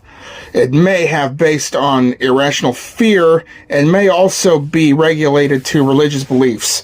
Negative attitudes towards transgender and transsexual people are known as transphobia. Not only that, but to me, it's automatic racism. Homophobia is observable in critical and hostile behavior such as discrimination and violence on the basis of sexual orientations that are not heterosexual. Recognized types of homophobia include institutionalized homophobia, example, religious homophobia and state-sponsored homophobia, and internalized homophobia, experienced by people who have the same sex attractions, regardless of how they identify. Negative attitudes towards identifiable LGBT groups have similar yet specific names. Lesbophobia is the intersection of homophobia and sexism directed against lesbians. Gay phobia is the dislike of or hatred of gay men.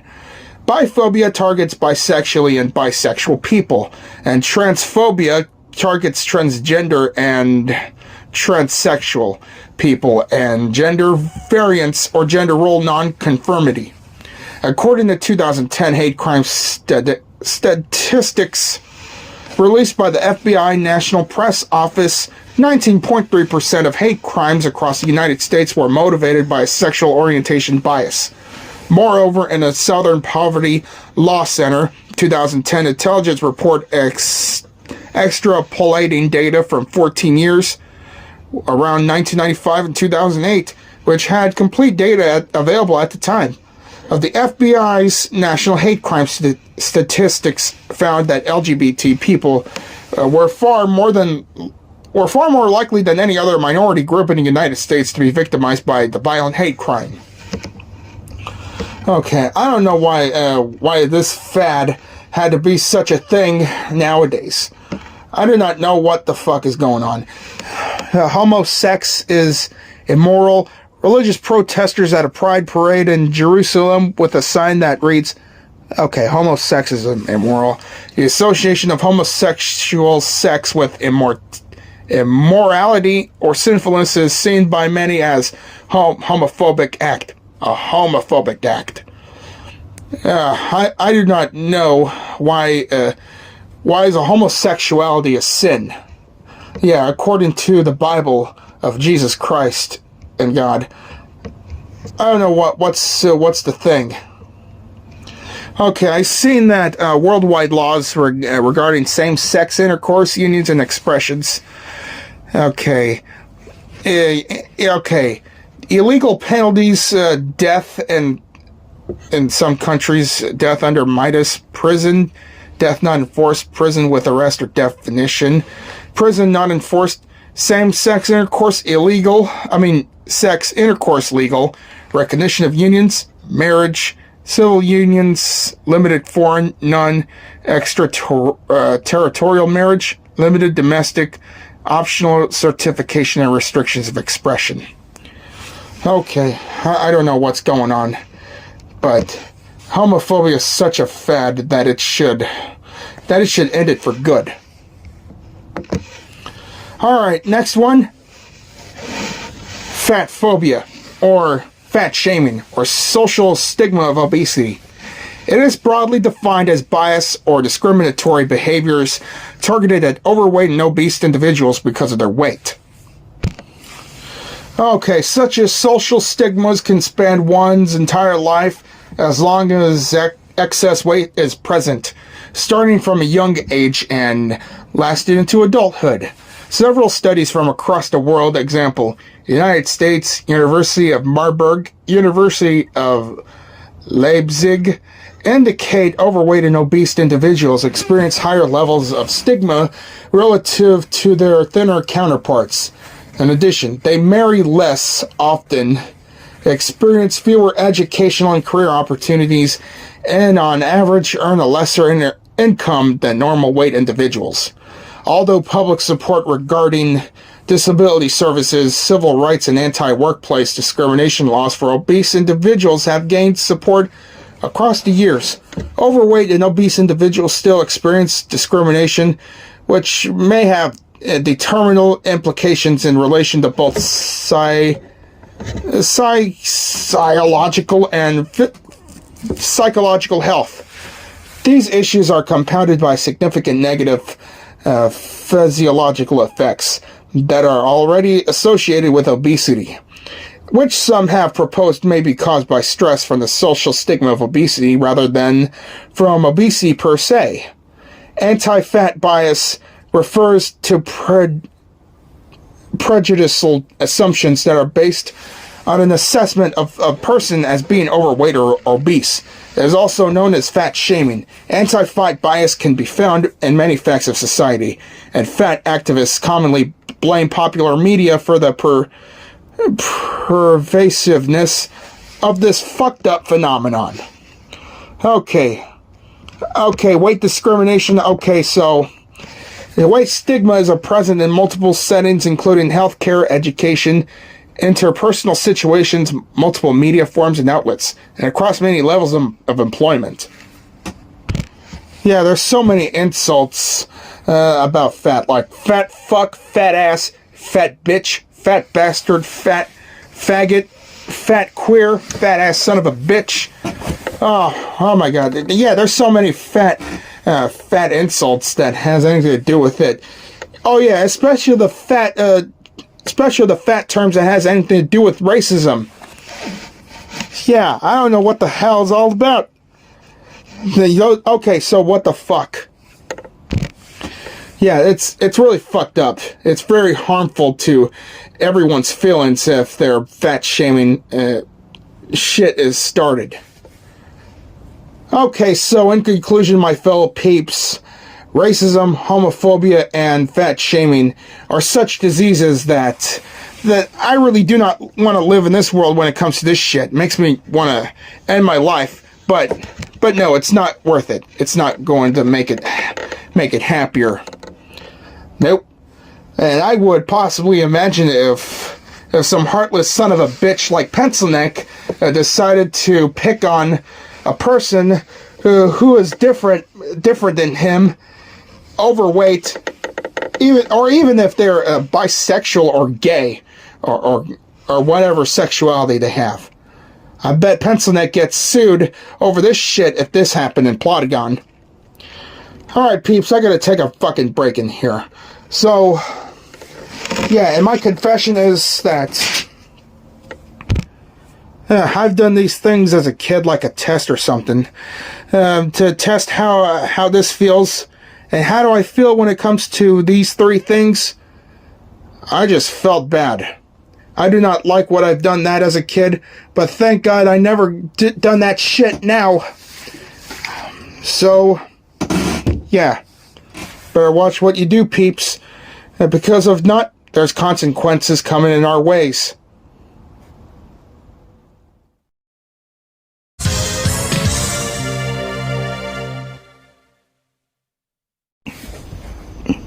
Horrid the movie is a 2011 British 3D children's film directed by Nick Moore and produced by Alan Neblo, Rupert Peterson, Mike Watts, and Lucinda Whiteley, who wrote it. In the film, Henry and the Purple Hand Gang prevent the closure of their school by an evil private school headmaster. Well, what do I think of this movie? Well, I'll tell you. This movie is a fucking piece of shit, and I wish that this movie was never existed. I wish it was aborted altogether. Yeah, I really cannot stand it. I cannot stand Horrid Henry, that fucking character, or the series, or even that movie for that matter. But I'm not forcing y'all to like it. I mean, I'm not forcing y'all to hate it, but it's just my fucking opinion. Alright, peeps, let's cut the fucking shit. In other words, let's get on with it without further ado to ass shit on this one. Okay, it is based on the fictional character Horrid Henry from the children's book series of the same name by Francesca Simon. The film itself takes place before Series 3 of the TV series. Okay, so let's get on with the plot. 11-year-old fucking Horrid Henry is frequently described as horrid by his friends, family, and teachers. Well, he sure is fucking horrid, alright, that little jackass. No, I'm talking about the character itself, not an actor, no. I'm not here to fucking pick on anyone who are part of this shit. I'm expressing it in my opinion, damn it. After failing to complete his homework, yet again, Henry and his friend Brainy Brian forged a note from his mother, claiming that his cat ate it. Oh, what a terrible fucking excuse nowadays, man. That excuse is just piss poor, and it's outdated and overrated. His teacher, Miss Battleaxe, sees through Henry's scheme as the word homework is spelled correctly, something Henry is incapable of doing. While Henry is in detention, yeah, that asshole deserved to go there. His friends join him to rehearse for a school talent contest. They are interrupted by Miss Oddbod, the headmistress, and a pair of school inspectors. Meanwhile, Vic Van Winkle, headmaster of the expensive private academy in the Brick House School. Yeah, it's a brick house, motherfucker! Okay, meanwhile, Vic Van Winkle, headmaster of the expensive private academy Brick House School, influences the inspectors to close down Ashton Primary, the school Henry attends, hoping to make a fortune from the resulting influx or pupils. The inspectors encourage Henry's pranks and plant special orange slime in his bag, and Henry and moody fucking Margaret, accidentally slime Miss Lovely. Well, Miss Lovely is no longer Miss Lovely because of that. It's temporarily Miss Slimy. Peter's teacher, Miss Slimy. Miss Lovely walks out of the lesson rather than telling off Henry and Margaret. Why the fuck does Moody Margaret have to team up with Henry? Moody Margaret deserve better than this shit. Which forces Miss Oddbod to fire Miss Lovely for failing to enforce discipline. Well, Miss Lovely sure got karma no matter what because of this shit. Miss Oddbod also bans Henry's band, the Zero Zombies, from entering the talent contest. Well, that's good to know. No! Yeah, fuck you, Horrid Henry, that's you. Due to having to fire 2 teachers, Ashton Primary is on the brink of closing. Henry's great aunt Greta offers to pay for Henry to attend the girls' private academy, thinking Henry's a girl. Or Henry is transgendered, and his younger brother, Perfect Peter, to attend Brick House. Miss Lovely applies for a job at Brick House and spies on Van Winkle. She is captured but passes notes about Van Winkle's plan to Peter. Peter. My Peter ain't good enough for you! Meanwhile, Henry and Margaret, who has also been transferred to the school, are attacked because the students are unhappy with a boy in their school and they escape from the girls' school. Oh, come on. Why the fuck does Margaret have to be lynched? Henry and the Zero Zombies compete in a talent contest, hoping that their win will make them famous enough that Ashton Primary will not close. The band wins the contest, but Miss Oddbod informs Henry that fame is irrelevant in this case. Henry is later invited onto a game show known as Too Cool for School, and Margaret suggests that they use the cash prize to bribe the school inspectors to leave Ashton Primary alone. In the final round of the game, Henry is confronted by Miss Battleaxe, who challenges him to spell homework, not homo work. Recalling Miss Battleaxe's earlier admonitions and using "Oh, Henry" as a mnemonic device, he finally spells the word correctly and wins. Yeah, he just got lucky. But not as lucky as he thinks. Meanwhile, Peter and his friends try to rescue Miss Lovely, but are captured by Van Winkle. Miss Lovely tricks Van Winkle into explaining his plan while Peter has her mobile phone on a call with Miss Oddbod, who calls the police. Van Winkle attempts to escape, but falls over due to Peter trying his shoelaces together. He and the school inspectors are arrested. Henry offers the cash prize to Miss Oddbod, who declines it and explains that the school has already been saved. The money is instead used for a large party at Henry's house. Well, holy shit. Well, I doubt that Horrid Henry would actually say no in the fucking movie itself. But because if it is, nah, fuck that. I'm not gonna watch that movie. This movie fucking sucks. Okay, so let's see here. Okay, let's see.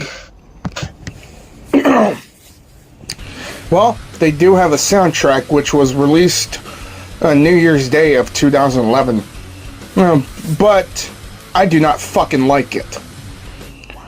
Okay, so this Horrid Henry movie was theatrically released on July 29th in the UK by Vertigo Films. It was later released on DVD and Blu-ray on November 28th the same year in the United Kingdom. So, okay, the film opened at number 5 in the box office in the UK with £1.3 million in a top 10, led by Harry Potter and the Deadly Hallows Part 2 and Captain America: The First Avenger, goddammit. It was knocked down the next week to number 7 by Super 8 and Mr. Popper's fucking Penguins. The film received generally negative reviews from critics.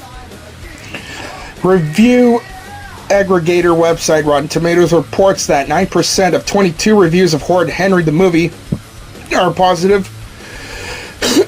The average rating is 3.60 out of 10.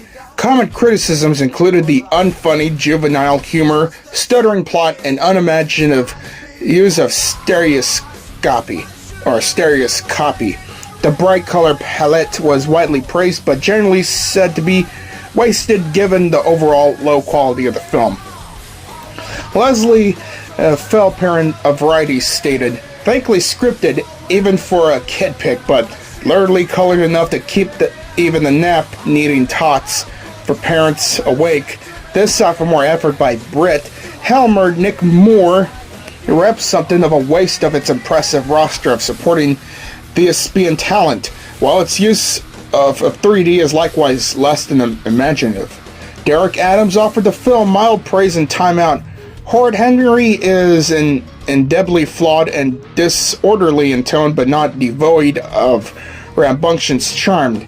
When interviewed on Desert Island Discs by Christy Young, Horrid Henry book author Francisca Simon stated, "I haven't seen it. I had nothing to do with it."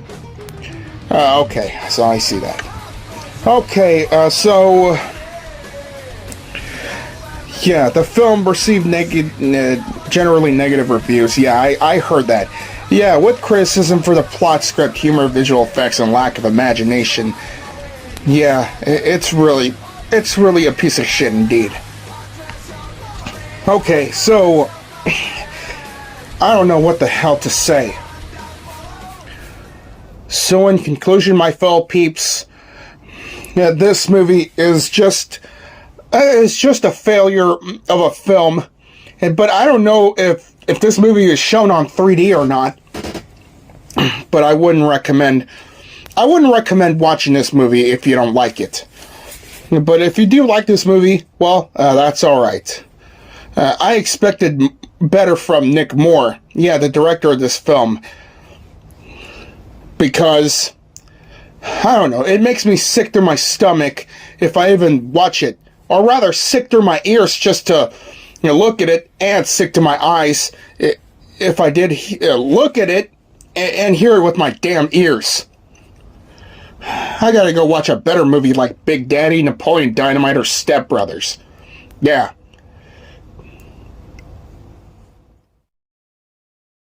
Fuck this movie. Fuck this fucking piece of shit.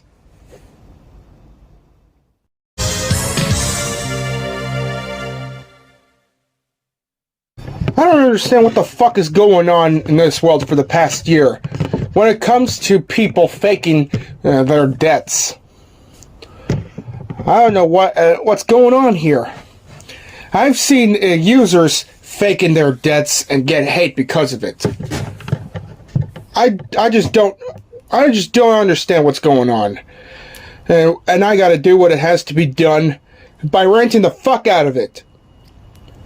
So anyways, let's get on with that damn thing that shouldn't have happened all the damn time. Okay, faking their deaths. A fake death, also called a staged death, or a pseudocide, is the act of individual purposely deceiving other people into believing that the individual is dead, when the person is in fact still alive. People who commit pseudocide can do so by leaving evidence, clues, or through other methods. In fandom slang, pseudocide is a faking suicide. Death hoaxes can also be created and spread solely by third parties for various purposes. Committing pseudocide may be done for a variety of reasons, such as to fraudulently collect insurance money, to evade pursuit, to escape from captivity, to arouse false sympathy, or as a practical fucking joke. While faking one's own death is not inherently illegal, it may be a part of fraudulent or illicit activities such as tax evasion, insurance fraud, or avoiding a criminal prosecution. Okay, that's happened faked since ancient times, but the rate increased significantly in the middle of the 19th century when life insurance, and therefore insurance fraud, became more common. Life insurance payouts are often a goal for people faking their deaths. But most types of insurance fraud involved other subjects such as thefts or fires, rather than fake deaths. Oh, what the shit! In the 21st century, the advent of mass surveillance has made it much harder to hide after faking a death. Credit and debit cards, social media, mobile phone systems, and other technological situations to make it difficult to make a clean break with the past identity. Widespread use of facial recognition tools can connect new identities to old social media accounts. A narcissistic desire to see how others react has prompted fakers to check websites for information about their disappearances. The locations of people who visit a website can be identified through the internet. I really do not know if Biggie Smalls or Tupac are still alive or not. I don't know if their deaths are fake. I'm not sure. It's one of those myths of mysteries that should be solved. Okay, the motivation. While some people fake their deaths as a prank or self-promotion effort, or to get a clean start, the most common motivations are money or need to escape an abusive relationship. Okay, if you wanted to escape from an abusive relationship, yeah, if you want to stay away from a loved one who doesn't care about you or decided to treat you like shit, this is not the way to do that. Men are more likely to fake their deaths than women. Oh my god! People who fake their deaths often feel like they are trapped in a desperate situation. Because of this, an investigation may be triggered if the person disappears. No body is found and the person is in significant financial difficulties. Often the desperate person has assessed in the situation incorrectly.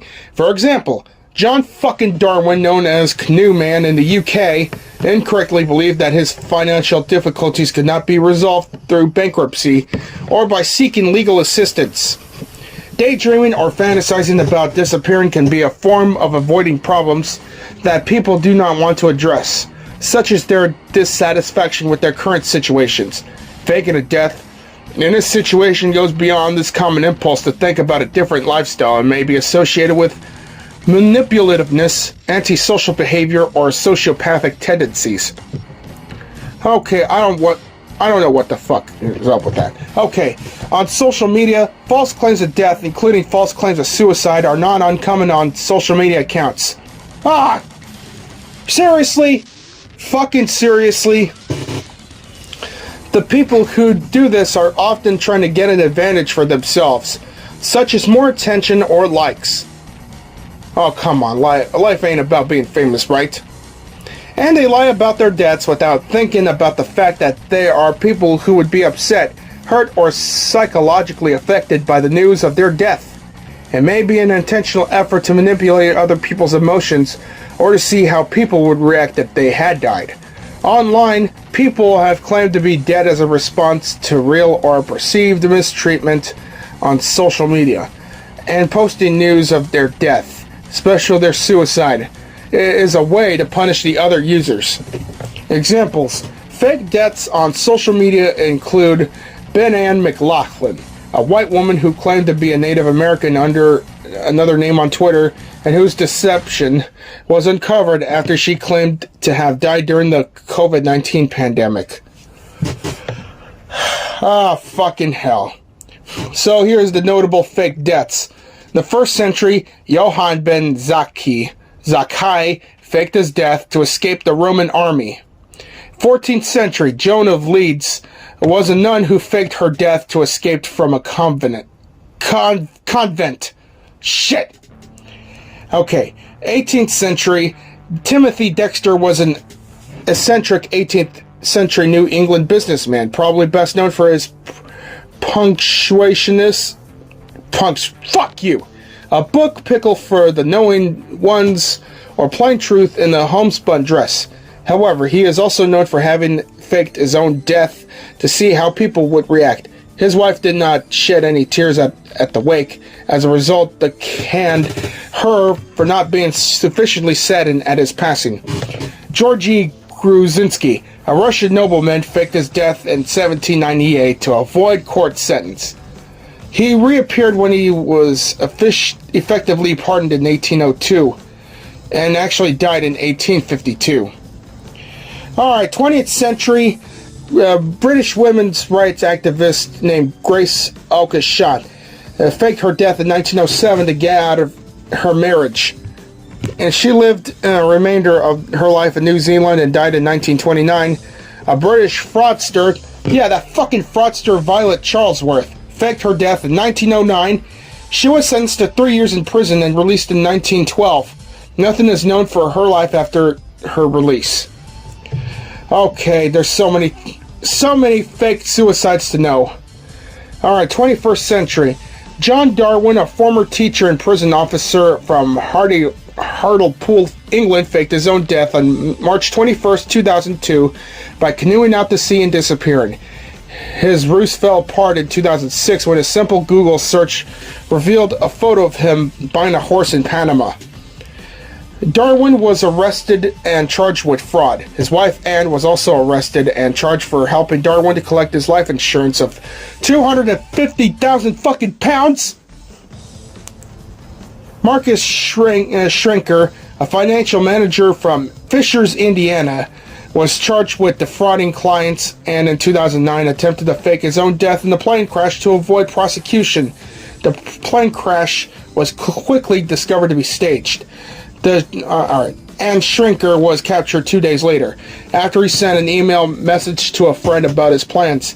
In October 2010, after pleading guilty to state charges, Schrenker was sentenced to 10 years in prison and was fined up to over $633,000. Okay, Nicholas Alavarian, an American child welfare advocate and convicted sex offender from Rhode Island, purported to have died in February 2020, was found alive by the police in Scotland back in January 2002. Oh my god. Where did everyone go wrong when it comes to faking their deaths?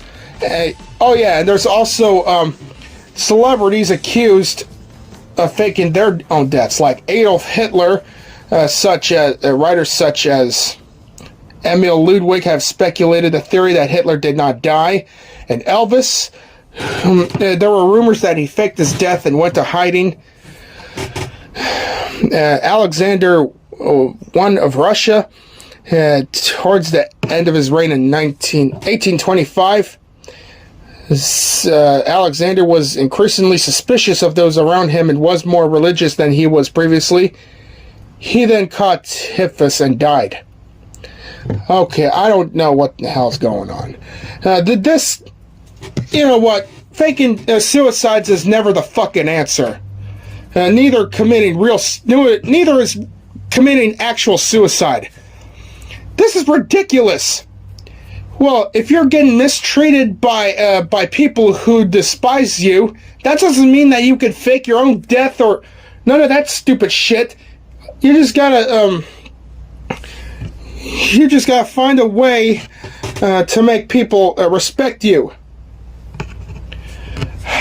Well, that's not good to know.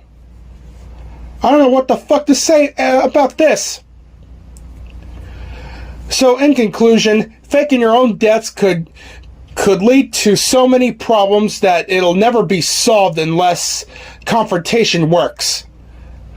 Because, yeah, if you even think about doing it, you will be forever hated, you will lose all your friends, and you would even think about...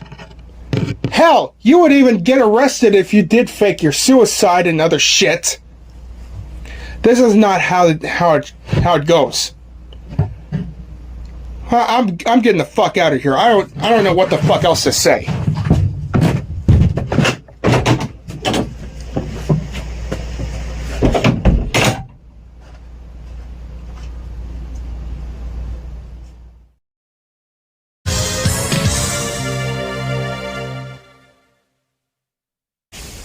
Alright, my fellow peeps. Looks like we have another double Rant House installment.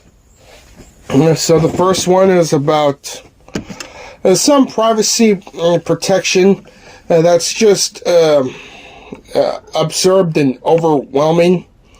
And the second one is it could be an unreasonable and for real, but in the Polygon world, Beyond world, and the Gacha Club world, yeah, very reasonable, and that it shouldn't happen.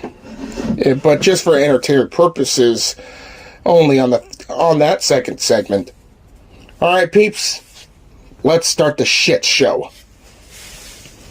The Children's Online Privacy Protection Act of 1998, or COPPA for short, is a United States federal law located at 15 U.S.C., enacted October 21st, 1998. 10 days before Halloween. Well, holy shit. The act, effective back in April 21st, 2000, applies to the online collection of personal information by persons or entities under U.S. jurisdiction about children under 13 years of age, including children outside of the U.S. if the website or service is U.S.-based. It details what a website operator must include in a privacy policy, when and how to seek verifiable consent from a parent or guardian, and what responsibilities an operator has to protect children's privacy and safety online, including restrictions on the marketing of those under 13. Okay. Anyways, so let's rant about this. Okay, in the 1990s, electronic commerce was on its rise of popularity, but various concerns were expressed about the data collection practices and the impact of internet commerce on user privacy, especially for children under fucking 13, because very few websites had their own privacy policies. The Center for Media Education petitioned the Federal Trade Commission, or FT for short, to investigate the data collection and use practices of the KidsCom website, and take legal action since the data practices violated Section 5 of FTC Act concerning unfair and deceptive practices. What the shit? With the passing of the Driver's Privacy Protection Act in 1997, new precedents had been set. Shit. Yeah, it had been set in regards to the ability for Congress to regulate information held by state agencies. After the FTC completed its investigation, it issued the KidsCom letter to report stated that the data collection and use practices were indeed subject to legal action. But this resulted in the need to inform parents about the risks of children's online privacy, as well as to parental constant necessity. This ultimately resulted in the drafting of COPPA. Well, That's fucked up to know. So here's the violations. Okay, according to the FTC, courts may find violators of COPPA up to $43,280 in civil penalties for each violation. The FTC has brought a number of actions against website operators for failing to comply with COPPA requirements, including actions against Google, TikTok, Girls Life, American Popcorn Company, Lisa Frank, Misfield's Cookies, and the Hershey Company. In February 2004, UMG Recordings was fined $4,000 for COPPA violations in connection with the website that promoted the then 13-year-old rapper Lil Romeo and hosted the child-oriented games and activities. And yeah, the Zanga website, the owners of it, were fined over $1 million in 2006 for COPPA violations, repeatedly allowing children under 13 to sign up for the service without getting their parents' consent. And let's see.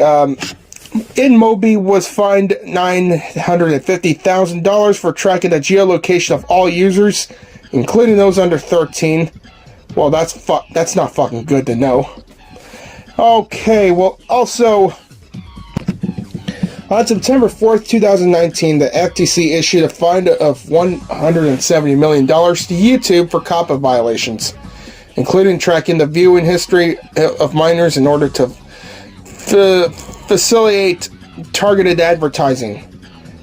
Back in 2020, it was required channel operations to mark videos that are child-oriented and not child-oriented. No wonder why YouTube became so strict nowadays.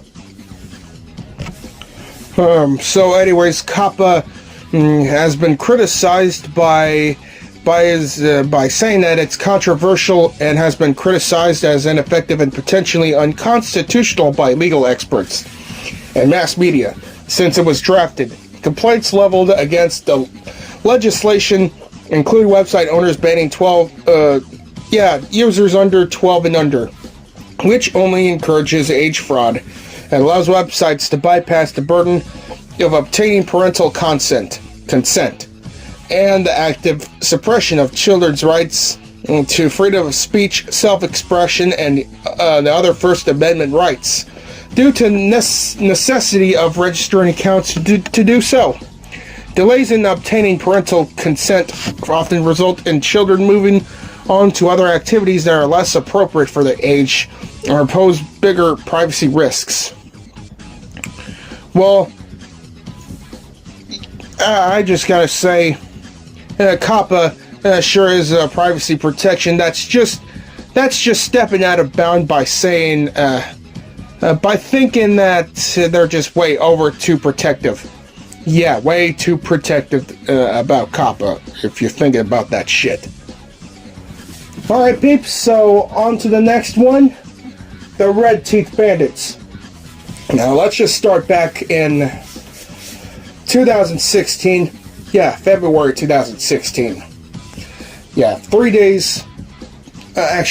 months before my high school graduation. Yeah. It just started in Julian 3535's Go Animate World, which is on the feud between Caillou and his father, Boris. And Caillou hears his dad yelling at him by saying, "Caillou, get the fuck over here right now!" And then Boris, oh shit, Boris has a red skin. He has red skin, and he is showing his teeth. And then Boris made a big deal by seeing Caillou blinking his eyes and rage about it. Like, "Caillou, how dare you blink your eyes?"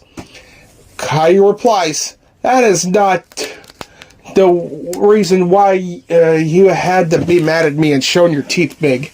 Pencil Neck replies, "How dare you make fun of my teeth? That's it. You are grounded forever." Oh yeah, and don't forget, Pencil Neck was shouting out racial slurs to his own son. Especially the N-word, like this. Go to your fucking room, you fucking cunt faggot bitch." Yeah. Well, it's a good thing that Doris ungrounded Caillou. So, they, especially Rosie, confronting Pencil Neck, and Pencil Neck said, Caillou, get back in your room, you. Oh shit. Yeah. Pencil Neck just called Caillou the K word that rhymes with the word bike. Oh, and yeah, so this legacy of the Red Teeth conspiracy begins by raging and setting a grounded threat to Caillou. Oh yeah, and also he even said bad shit about God and Jesus Christ. What the fuck kind of Red Teeth person is that? Who the fuck is Pencil Neck? I know that he's a teeth guy, but why the fuck would he say that to God and Jesus? Jesus died for our sins. Yeah, and after that after Pencil Neck got kicked out, or rather got sent to court, then Pencil Neck was sent to jail. And then, what else? He also breaks out of jail every time the video starts by shouting out obviously racial slurs and refusing to give people customer services. Where did everyone go wrong? What did everyone do to Pencil Neck? Obviously nothing, but he don't understand. So as a start of like in 2019 or 20, Pencil Neck has summoned a few Red Teeth people like Rosie the Teeth Girl, which is Moldy Feet, Violet the Teeth Girl, that is Hippo Face, and DW, Arthur's sister. Strawberry Shithead or Giraffe Ears. All they do is cause a lot of trouble. He's also fined for every damages that they have caused, like over $69,000 or $690,000 or $69 million. Oh yeah, he even uses Polygon logic to fuck everything up and fuck every individual's up. This is such a mess, peeps. This is a big fat fucking mess. Yeah, especially in the Polygon world. But I don't know what. Oh yeah, Pencil Neck also denies his wrongdoings by shouting out racial slurs and such. Yeah. He always threatens us with grounded threats and death threats when they don't work. Okay, not to mention that he also steals from everyone and denies it by coming up with a damn lie. And also, what did he do? What did Pencil Neck do? Oh yeah, after all that shit just happened, Pencil Neck is facing everything that he's losing his freedom, like getting lynched, getting burnt, earning punishment days, especially with cruel and unusual punishment things, but well deserved for those red teeth psychopaths like Pencil Neck, Moldy Feet, Giraffe Ears, and Hippo Face. In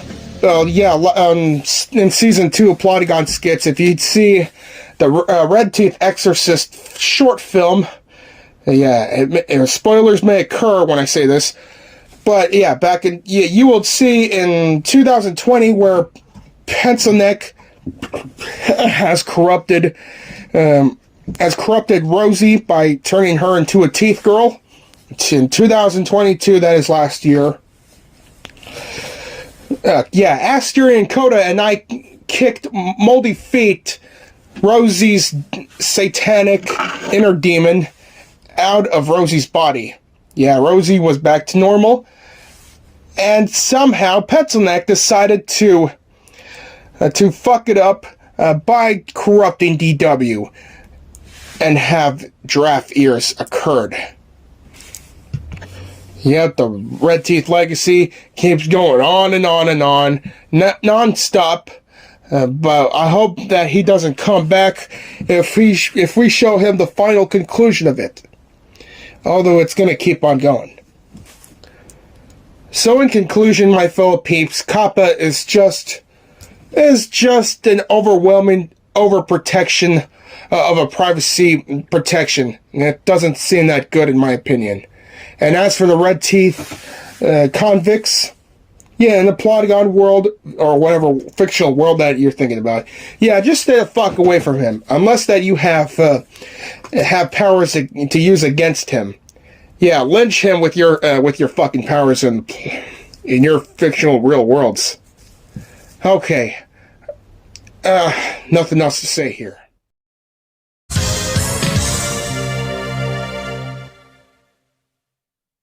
Alright, my fellow peeps. I just want to make a point on, the kid show hate bases / baby show hate bases / preschool hate bases, or whatever the fuck you want to fucking call it. Okay, so I just cannot explain it without a gameplay. So let's get on with it. Oh yeah, finally there's a gameplay of Doom. Yeah, that's good. Okay, so on with this rant. Man, it's really toughened my ass up. It's just really toughened me up between my age and my childhood. I just don't understand. Yeah, back in 2013, I just watched videos of Caillou gets grounded. It was funny at first, but then little by little, it feels like it's gone way too extreme. Especially for Caillou being confronted falsely by Boris's red teeth clone. With the racial slurs. But I'm not talking about pencil neck right now. We're talking about the fucking hate base of preschool shows. I don't remember if I was part of it, but if I would think about it, then it makes me want to regret being part of it, because this community, this hate base, it really destroys every community among people. Among everyone who used to like the childhood shows as children, and as a part of their childhoods. Like an example. I remember watching Sesame Street, and I enjoyed it as a little kid. If I have a wife and at least a child, I sure love to watch it again for nostalgic memories. Oh my fucking gay-ass bitch penis god, Caillou, how fucking dare you like Sesame Street? You know that baby shows like that is only for little spoiled rotten kids, bitch. Oh god, pencil neck. Can't you take a hint that the preschool show hate bases are getting rather old? Because you watched preschool shows as a child before. Shut up, you stupid fucking baby bitch. Start hating those stupid kid shows right now, or you're grounded until Sesame Street gets cancelled. Oh yeah, way to think about that shit, pencil neck. Yeah, bashing someone else's opinions over a damn childhood show. Oh yeah, and also, the kid show characters, the characters from kid shows like Rugrats, SpongeBob, and also Mike the fucking Knight, Lazy fucking Town, etc. Yeah, they treat characters from other shows that are part of our childhood like they're the spawn of Satan, and they wish them dead. Oh, come on, that's just heartless as fuck. Why do we gotta say that? Well, if y'all regret that decision, peeps, I forgive y'all. But it's just shameful. It's just shameful as all hell. And also, yeah, don't forget about the Vion-style rants on fictional characters from kids shows. Yeah, like an example. Nickelodeon's Rugrats. No, more like Fuckrats. Oh my goddamn god, this shit show sucks ass. And y'all don't want to hear the rest. It's just too disturbing and too explicit that I'm gonna get flagged for this. But I'm not risking it. Vion-style rants on the fictional characters and other kid shows itself. Yeah, and from various kid shows, it's just opinion bashing, and it's also way too manipulating. That's not cool, man. Not cool. So yeah, not only it ruins other people's childhoods, especially mine, it also ruins the childhood communities of Noggin, Nick Jr., PBS Kids, Baby First, Cubo, Disney Jr., and other preschool channels worldwide. Like, what the hell were they thinking with that? Yeah, don't forget about Cubo. Yeah, that channel may rest in peace. Yeah, well, if I do see a preschool show that I don't like Baby Shark's Big Show, for example, I would just ignore it instead of treating this show like it's the spawn of Satan or it's from hell, because it just doesn't make any sense. Well, yeah, there are some preschool shows that I used to enjoy as a child, but yeah, and some shows that I wouldn't want to bother liking as a man, and some of them that I feel like enjoying it as a nostalgic memory, like Sesame Street, Rugrats, SpongeBob SquarePants, even though it's a grown-up kids show, and also, what else to think? Oh yeah, Harry and his bucket full of dinosaurs, Caillou, Dora the Explorer, Super Y, Arthur, Zaboomafoo, Teletubbies, Blue's Clues, Mickey Mouse Clubhouse, Curious George. So, yeah, I would say, oh yeah, you name it. So what do I say? Well, that childhood shows are not from hell. I would like to say, correct me if I'm wrong, that the childhood show Hatebase, the childhood Hatebase itself is from hell. So yeah, just take a deeper look as an example in your head. So back in 2012, yeah, February of 2012, my dad gave me the PlayStation 1 console with some of the games that I like to have, and some of them that I want to get rid of. I did check that there is WWE SmackDown, Spyro the Dragon, other professional sports games that I'm not good at. Oh yeah, and I even see Rugrats Search for Reptar. Yeah, I played Rugrats Search for Reptar after I played some of the games, and before I played some as well. I liked Rugrats Search for Reptar on PlayStation, and I would like to say that I regret getting rid of that game on my PlayStation collection just because I'm too old. Oh, come on. Sometimes it's not an excuse to say I'm too old for this shit when it comes to preschool shows that I used to like in your childhood memories. It's not that bad to think about it. Yeah. It never hurts to watch preschool shows that you like for nostalgia memories.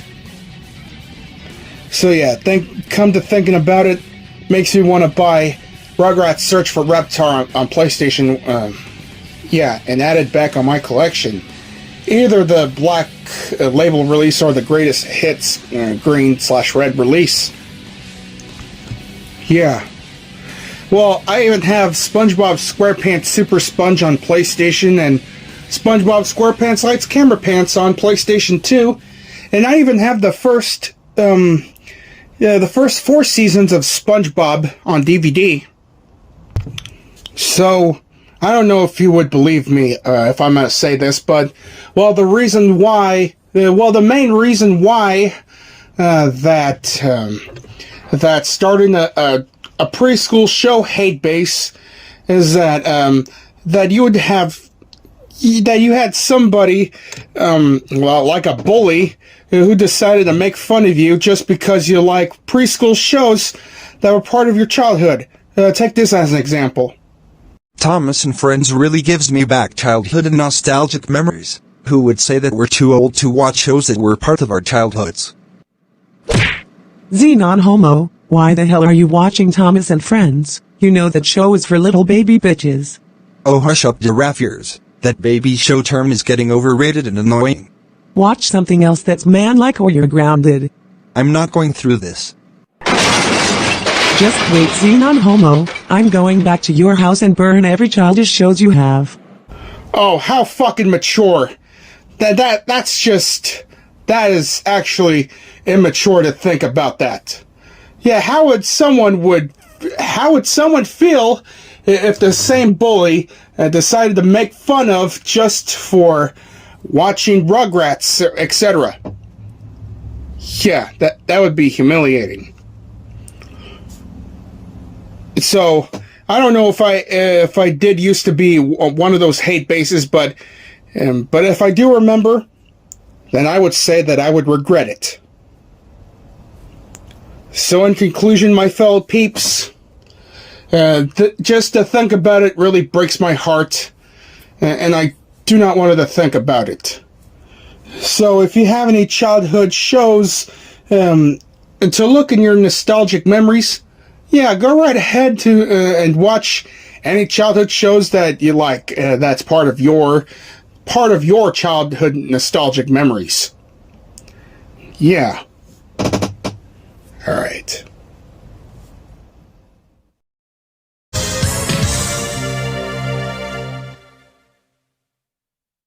All right, my fellow peeps. So it looks like I have come up with something. Or rather, have a request out of somebody.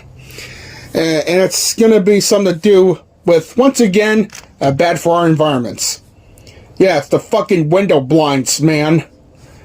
So, yeah. Window blinds are just not that much good for our privacies when it comes to bad things I'm going to tell you. Alright. So, according to Super Mario Fan 98, their design is awful, impossible to work out, and the string always gets stuck. Even when you're super careful with it. Alright, peeps, let's get on with this shit. Okay, so I'm at the blinds.com website, and I just looked it up. 10 signs it's time to replace your window treatments. So yeah, that's why that window blinds are not that much good or comfortable.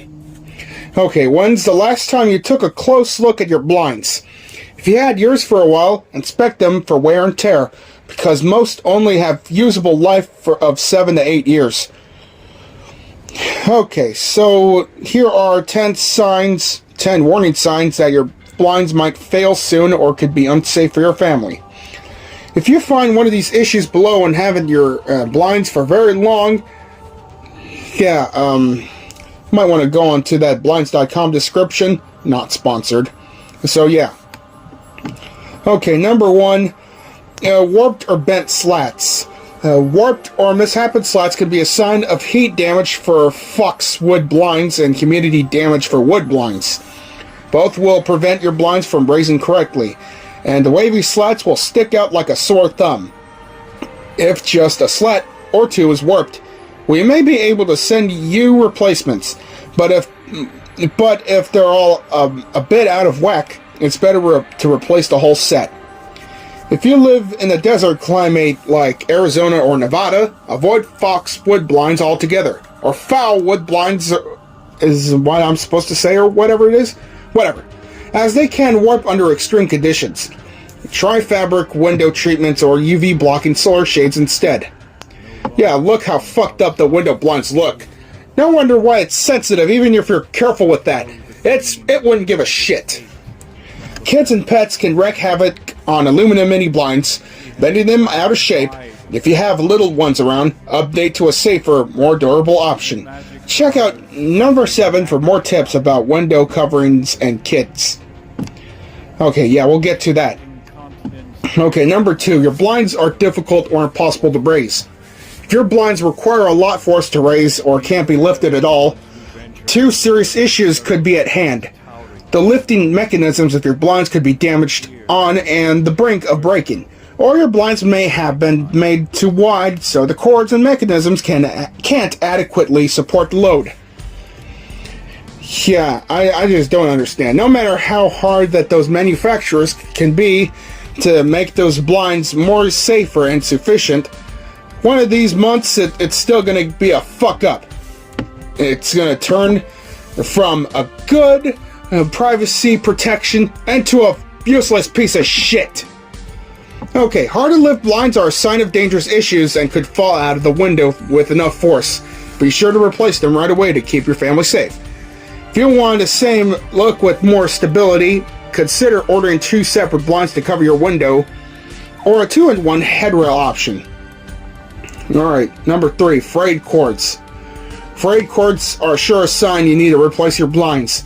They either mean your blinds are so old that the wear and tear have gotten the best of them, or that the internal mechanisms are causing the damage to the cord. In either case, your blinds are in danger of falling or being unstable. In danger of falling or being unusable. So it's time to get a new set. Wow, look at that shit. Just look at the wires. Yeah, it's really faulty and unreliable that you will be having hard luck to untie them all together. Even if you would do a good job, that deja vu shit shit's just gonna start over again. Slats are yellow and discolored. Number 4. All blinds may experience some fading from the sun, although newer materials offer more UV protection. However, if your blinds have dramatically yellowed or discolored, this is the most likely a sign of material deterioration, and it's time to start looking for a replacement. Yeah, those look very imperfect. I don't know why people had to be frustrated with these. No wonder why. When shopping for new blinds, look for materials with UV inhibitors or choose a fabric window treatment. Alright, number 1, number 2, number 3, number 4. Number 5! Frayed edges on fabric shades. If your roller shades, solar shades, cellular shades, or Roman shades are frayed along the edges, this means that your shades are too wide for your window opening and are scrapping along the side of the frame. Wow, this looks imperfect. These shades, wow, that looks really fucked up. It's better to replace frayed shades because they will just become more and more damaged by the tight fit and could scrape your window frames as well. Learn how to correctly measure your window coverings for a perfect fit. Yeah, I see that. Okay, number 6, blind slats don't close tightly. If your slats don't close tightly as they used to, or if you twist your tilt wand repeatedly and slats barely move, your tilt mechanism has probably given out. This piece can be difficult to replace without recording your whole blind, and it's better to replace the whole unit. Yeah, very fucking expensive, isn't it? No wonder why it couldn't be steady all the damn time. Number 6, your blinds aren't safer for kids. Did you know that blinds with exposed cords are a strangulation hazard for small children and pets? Protect your little ones by upgrading to a safer option like cordless cellular shades, curtains, shutters, or cordless roller shades. Yeah. Look at that kid. That I cannot believe that this kid is messing with the curtains. I mean the blinds. So that sure is child endangerment indeed. Number 8, they don't meet your window needs. Take a look at your fucking blinds. Do they give you the privacy you need? Do they keep you warm in the winter and cool in the summer? Do you still get a glare on a TV even when they're closed? Your blinds may be in great shape, but look at this. The sun is still exposing. Yeah, it's still exposing on your fucking window via the window of your damn house. Well, I just don't know what to do. You wouldn't know what to do either. Unless you have a good idea to come up to block the sun and protect your privacy, you're obviously fucked. But they're not serving you like they should. Yeah, the blinds are not serving you like they should. The wrong blinds can mean you don't make the most of your living space or are losing big bucks on energy costs. Give your old blinds to a friend and donate them to charity. And upgrade to something better. Here's what you to get instead. For complete privacy, they recommend window shades rather than blinds with slats. For insulation and all seasons, go with cellular shades For glare control, try blackout shades or drapes. Number 9, they're out of style. Do you still have blinds from when your home was built? It's high time to ditch those faded mini blinds or psychedelic roller shades. Older window treatments not only make your home look dated, but they're likely worn out and could be fucking dangerous. Yeah, talk about the risk of privacy invasion if some peeping Tom decided to take a look at what the hell you're doing. Other than interior shutters, most window treatments only have a usable life for about 7 to 8 years, so it's probably time to upgrade yours. Alright, number 10, you just got new windows. Whether you add onto your home or just made an energy efficiency upgrade, new windows can mean less window frame depth and blinds that don't fit anymore. Take this opportunity to replace them with a contemporary option like top-down, bottom-up shades or beautiful fabric Roman shades. Yeah, they sure cost a lot of goddamn money, so you might as well just stick with the fucking curtains instead.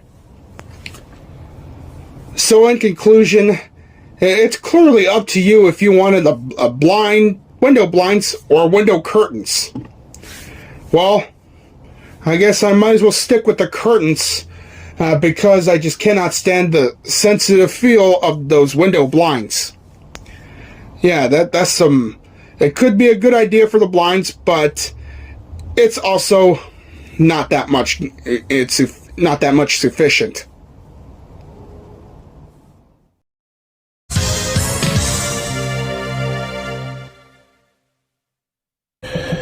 Alright peeps, Cyberpod Mark II and I had a discussion on MeWe about some fake iOS updates.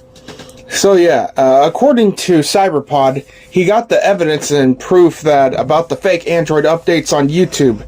Yep, one of his friends just helped him out with a reason about this shit should be ranting on my channel. It's gonna take a while sending the document for a reason along with the iOS fake update. Okay, yeah, that's what Cyberpod told me about it. Man, I cannot believe that this is existing with the fucking scamming updates, which is bullshit. Okay, I don't know what's going on with between real updates and fake-ass scam-related updates. Alright, let's get on with that, shall we? Fucking hell. Okay, so I'm actually going to read this, read the DMs that Cyberpod mentioned about the fake updates. So, here it is. Okay. Cyberpod Mark II says, well, I could definitely show you a proof first, like, between this fake type of Android update, like 12, for example. And yeah, it's probably suspicious for some APK files to have a virus or makes Android crashes in either few moments boot loop or some other shit like slow performance. Yeah, it's all came from YouTube with some of those Indian scammers that uses bullshit APK files. Man. I do not know what should I trust, the real manufacturers or the Indian scammers that upload videos that harms the update. Android 12 update, no root scam. Yeah, right.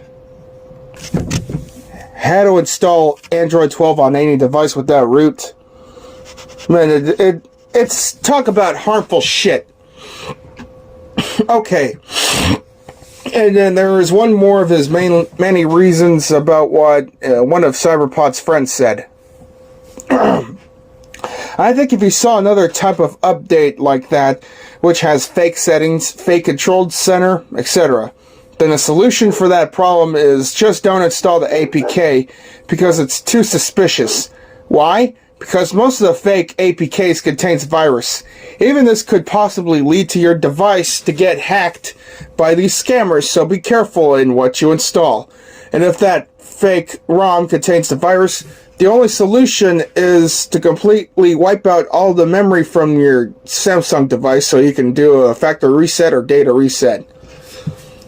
Well, I guess that gives us the point, gives us the reason why we should have our identities on our phones back. That is a factory reset. Reset all your shit, reset the whole phone, which means all of your materials, especially your account and passwords, will remain gone until you find ways to get your account back. Those viruses can crash any devices like Samsung. It even causes a boot loop. I forgot to add one thing. Even your Samsung or other is in the boot loop. Just get a Samsung or other firmware and go for a stock ROM, and then flash the official firmware on your Samsung or other Android devices in order to completely wipe out all the bugs, glitches, and the malware from your Samsung, and bring back your Samsung to normal before you try to install that fake Android ROMs and fake APKs. And for the VMOS Pro app with the fake ROMs, then here's some reasons. Yeah. Okay, let's hear it. If they do have fake lineage ROM 4.3, then don't trust them, because these Indian scammers just trying to force you to be a victim of their cyber attacks.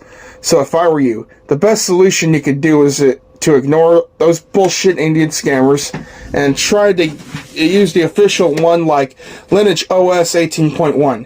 In addition, even if these scammers say Android 9 is compatible with 32 bits, don't fall for it, because these scammers are just lying to you and you'll end up as a victim with their cyber crime. It makes me want to wish that the FBI would come and shut any scam-related companies down. Yeah, that's for sure. I'm sure there isn't much about VMOS Pro, which is an Android emulator, but I can tell the real developers that didn't release Android 9 32-bit ROM just yet expect for the 64-bit. Not even the fucking 10 or 11 or 12 or whatever, 13 I guess. But glad that launcher didn't fuck with my Samsung just to make it worse for my shit gets destroyed or slow. Yeah, I see how you feel about that, Orion. Okay, anything else? Yeah. And here's a proof. Sometimes Lineage might be a fake, but it's still not working for 32-bit. And I'll assume that the owner of the folder is exactly used to trick people into thinking it's a real Lineage, but just a piece of shit or a rooted ROM. It has changed the boot animation of Android and put it with the Lineage logo. As for fake Android 9 ROM 32-bit that's supposed to be working on VMOS Pro, and what's behind this ROM turns out to be Android 5. That's proven to be a fake and can't be trusted. Yeah, and there's a shit tutorial video that has fake settings with it. Detecting a fake Android ROM on the VMOS Pro app. Yeah, I see that. Okay, what else? Okay, Cyberpod gave me more links, which is cloud.genie.io, cloudemulator.net, twrp.me, lineageos.org. Yeah, and said this.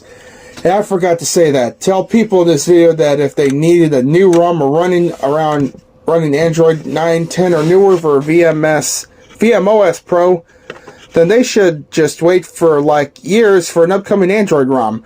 Or they could just use the alternative one, like using a remote desktop in VMware to install Android times 86 for Android 9 to be used as a replacement of OS. Or use it as a virtual machine, or use a web version, which is Gray Motion or Redfinger. It has Android 8 to the latest version of Android, and it's not much but a free trial. Okay, Cloud Genie, Cloud Emulator. Or they should download TWRP Recovery to force Android to access of Lineage in order to get the latest version of Android. Depends on any devices. Okay. As for iOS, I really don't think that would find out that much, but just use the beta profile for iOS to be updated to the last one. Or just buy a new iPhone or iPad. Yeah, beta profiles.dev. Okay. So here's another installment. Okay, so basically if you use the fake software to flash the ROM or installed the fake APK that disguised as Android 11 or newer, and not the official one, then you'll be in big trouble. Well, talk about big-ass trouble here. Why? Because these scammers use the fake ROM and this shit, which was designed like malware, that if the person was installing this fake ROM or APK, which has been covered with multiple ads, and force you to subscribe to their channels, your device will be infected by spyware. So if you install these kind of fake ROMs on your Android device will completely hack by those scammers, and you'll lose all your private information on your Android devices. And this can be more worse if you are storing lots of personal data on your credit or debit card infos. Speaking of fake OS updates with jailbreak that roaming around YouTube, according to who? One of Cyberpod's friends, whose name is Trevor. That's what he and Orion exposed the most they could with those bullshit scam related updates. So in conclusion, you just gotta watch and learn the difference between the real updates for the iOS and other devices and the fake ones. So I recommend that you just gotta wait for years to come or months to come to have better updates and better performances. But if you, what else to think? Oh yeah, stay the hell away from those Indian scamming related updates, because they absolutely do nothing but to harm your phone and steal all your infos, which you will either have to get a new phone or just do a factory reset. That's all I gotta say, peeps.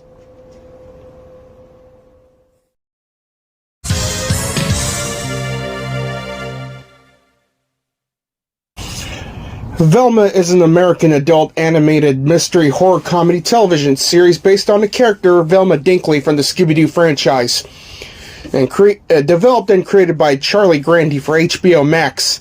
It stars exclusive producer Mindy Kaling as the voice of the titular character, with Sam Richardson, Constance Wu, and Glenn Howerton in supporting roles. Okay, what do I gotta say about this Velma show? Even though I never heard of this, the show or watch it, but I did see advertisements of it. But I gotta say, this Velma spin-off show is just a terrible concept. Yeah, it's just a fucked up concept that it's not even worth a damn of watching all 8 episodes of this fucking shit show. Okay, let's just get into this fucking piece of shit. Okay. The series premiered on January 12th of this year, and to mixed reviews from critics who praised the vocal performances, but were divided toward the humor and criticized its meta storytelling, characterization, and departures from the Scooby-Doo franchise. Audience reception was negative.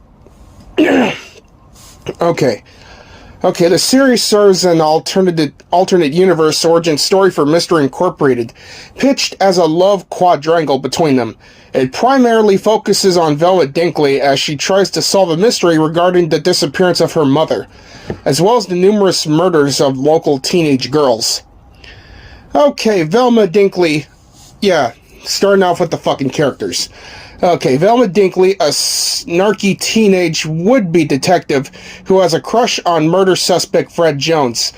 She has a lifelong passion for solving mysteries that she inherited from her mother, but since her disappearance years prior, Velma is a lot more cautious regarding mysteries and has horrific guilt-based hallucinations whenever she attempts to solve one.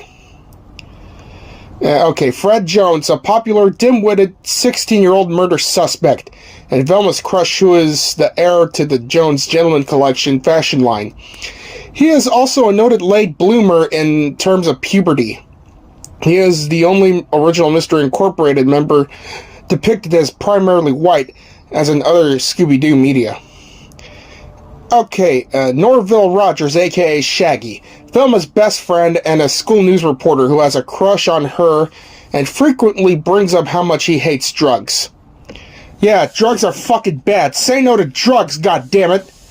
He is portrayed as a half black and half white. And yeah, Velma is portrayed as a bisexual South Asian Afro-American. Okay?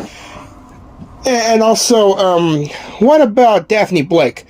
Oh yeah, a popular girl and Velma's former best friend who has complicated feelings for her, raised by two adoptive mothers. And this version is portrayed as East Asian American. And Daphne hopes to discover her biological parents and sells drugs to her fellow students in order to afford a detective. Oh, come on, selling drugs just to be a detective? That's not how it should work. Wait a minute, what about Scooby-Doo? Isn't Scooby-Doo the part of this fucking show? Okay, what do I gotta say about the character designs from this Velma series? The character designs are just mediocre and downright terrible. I'm not trying to be racist or nothing like that, but it's I just don't know what to say. I do not know what to think about either. It's really that bad in my opinion. Yeah, the original designs. I've seen the original designs looking better in Mystery Incorporated. Yeah, especially what's new Scooby-Doo and one of the movies of Scooby-Doo, like Aloha Scooby-Doo, Chill Out Scooby-Doo, Cyber Chase, and yeah, other good movies that I like to see. Okay, so alright, so according to Alan Croson / Torch of Darkness, which he requested me and gave me the reasons. The reason the show has cringe writing, discrimination against white people. Discrimination against white people? You fucking serious? Well, I gotta say that this discrimination against white people thing, well, that is racist. Okay, discrimination against white people as Fred, which is a rich douchebag, is the only white person in the main cast, and horrible jokes, as they are all explained right after the joke itself. Oh my fucking god. So, yeah.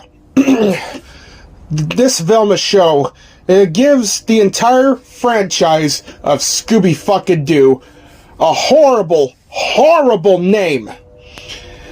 I may not say that it's the spawn of Satan, because it's not. But it is the worst show that I have ever heard. And thank God I never get the chance to watch it, because it's terrible. Okay, so according to Google, Rotten Tomatoes has given this series a 42% and given a 1.4 out of 10 on this IMDb website. Damn it. And 10% of everyone likes this show. Well, I give it a shit dripping dislike on it. Even Google gave this show an overall of 1.3 stars. Yeah. Yeah, I did say it's an adult show, and yeah, this show is not kid-friendly, so it's one of those childhood franchise that's only intended for adults, because there's much more mature material here than the original. Okay, I'm not gonna be mad about it, but I sure am mad about this fucking show itself. Alright, so anyways, here are the reactions of some people on Plotagon to see how, what they think of this fucking shit show. This Velma show is the most piece of shit cartoon show I have ever heard. It gives the entire Scooby-Doo franchise a very horrible name. This show is not worth of hours to spend because I'd rather play Superman on Nintendo 64 than take a look at the Velma series. I'd rather get lynched to death by pencil-necked red-teethed henchmen than watching Velma. The designs are so astoundingly out of bounds. I'd rather get molested by a loser neck than watching a show like Velma that contains negative feedbacks, horrible puns today and much funny. I just watched one episode of Velma, and I would say it's terrible. My girlfriend even vomited after watching it. It's an absolute vomitorium. I'm not even kidding. If I would give out an award, a big-ass shit-dripping trophy coated with piss for the worst show ever, I would say Velma would deserve that trophy fulfilled with nothing but ounces of disappointment. Alright, whoever said that this show does not at all look like Scooby-Doo is correct. Well, because of this... Okay, so according to Pop Buzz, it's a fact that Scooby-Doo doesn't appear in the show at all. Yes, despite being a Scooby-Doo related show, Scooby-Doo is not the part of Velma. Explaining why Scooby isn't in it, creator Charlie Grandy told Variety that it came down to the direction of the show. Wow, that's another reason why it's such a big-ass letdown. Yeah. What a complete fucking failure. So in conclusion, my fellow peeps, just don't watch this shit show. Just don't watch it, peeps. It's not worth it. It's not even worth a damn. I recommend watching one of the good Scooby-Doo films like Mr. Incorporated, Where Are You?, What's New Scooby-Doo, and any of the movies. Oh yeah, and stick to the video games if you're interested in them, like the Cyber Chase and, yeah, and other stuff, other Scooby-Doo games that is worth a damn.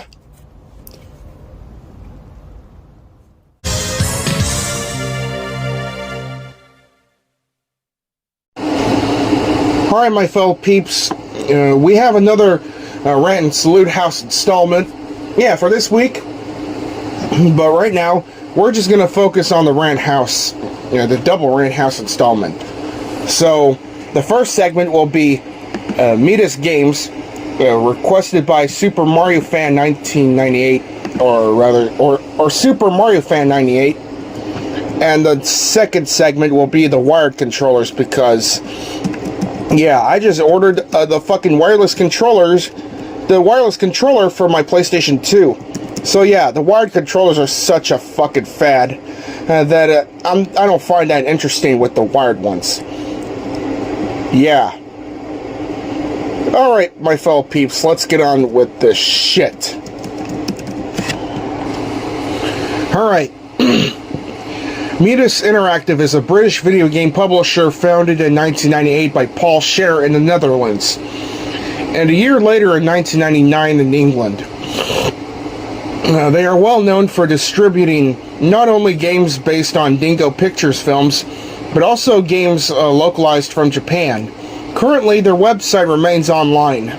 Scher would go on to be the founder of Phoenix Games back in 2002. Okay, so what the hell does that shit? Okay, so anyways, there are all titles released on the PlayStation console, and so is the PlayStation 2, such as Goldie, Nice Cats, The Hunchback of Notre Dame, The Dalmatians, Anastasia, Lion and the King, Lord of the Jungle, etc. Okay, well, what type of those games work out like hell? Okay, so there's also games like, I assume on the, oh yeah, it's on the PlayStation 2, that is a Crazy Frog Racer 2, and what else?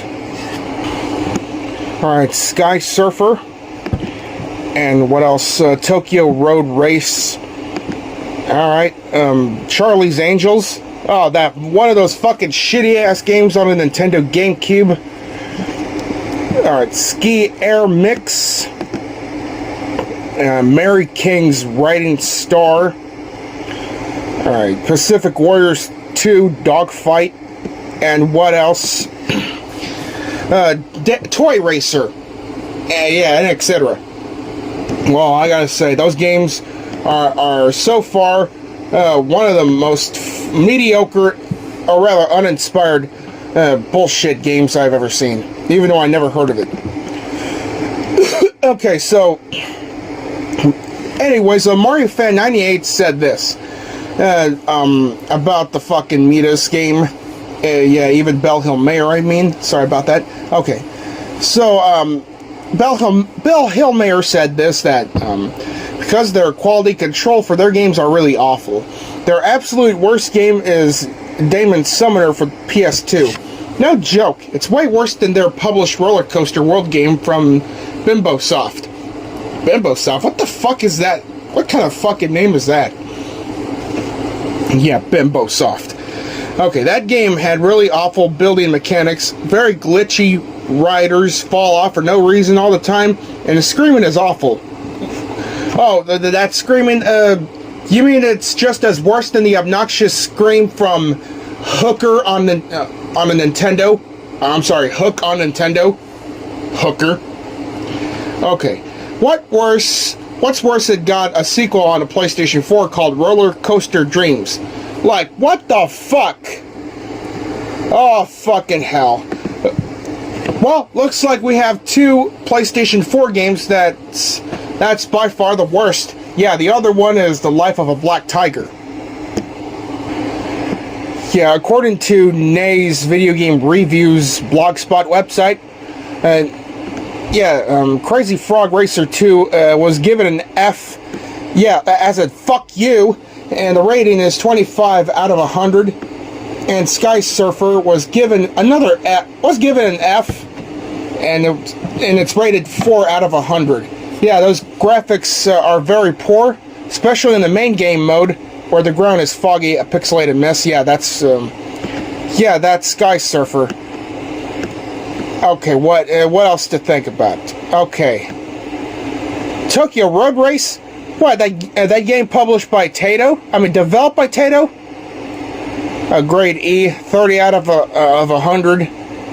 Well, yeah, that graphic doesn't seem too bad, but it's just as worse than ever. Nico Entertainment developed Charlie's Angels.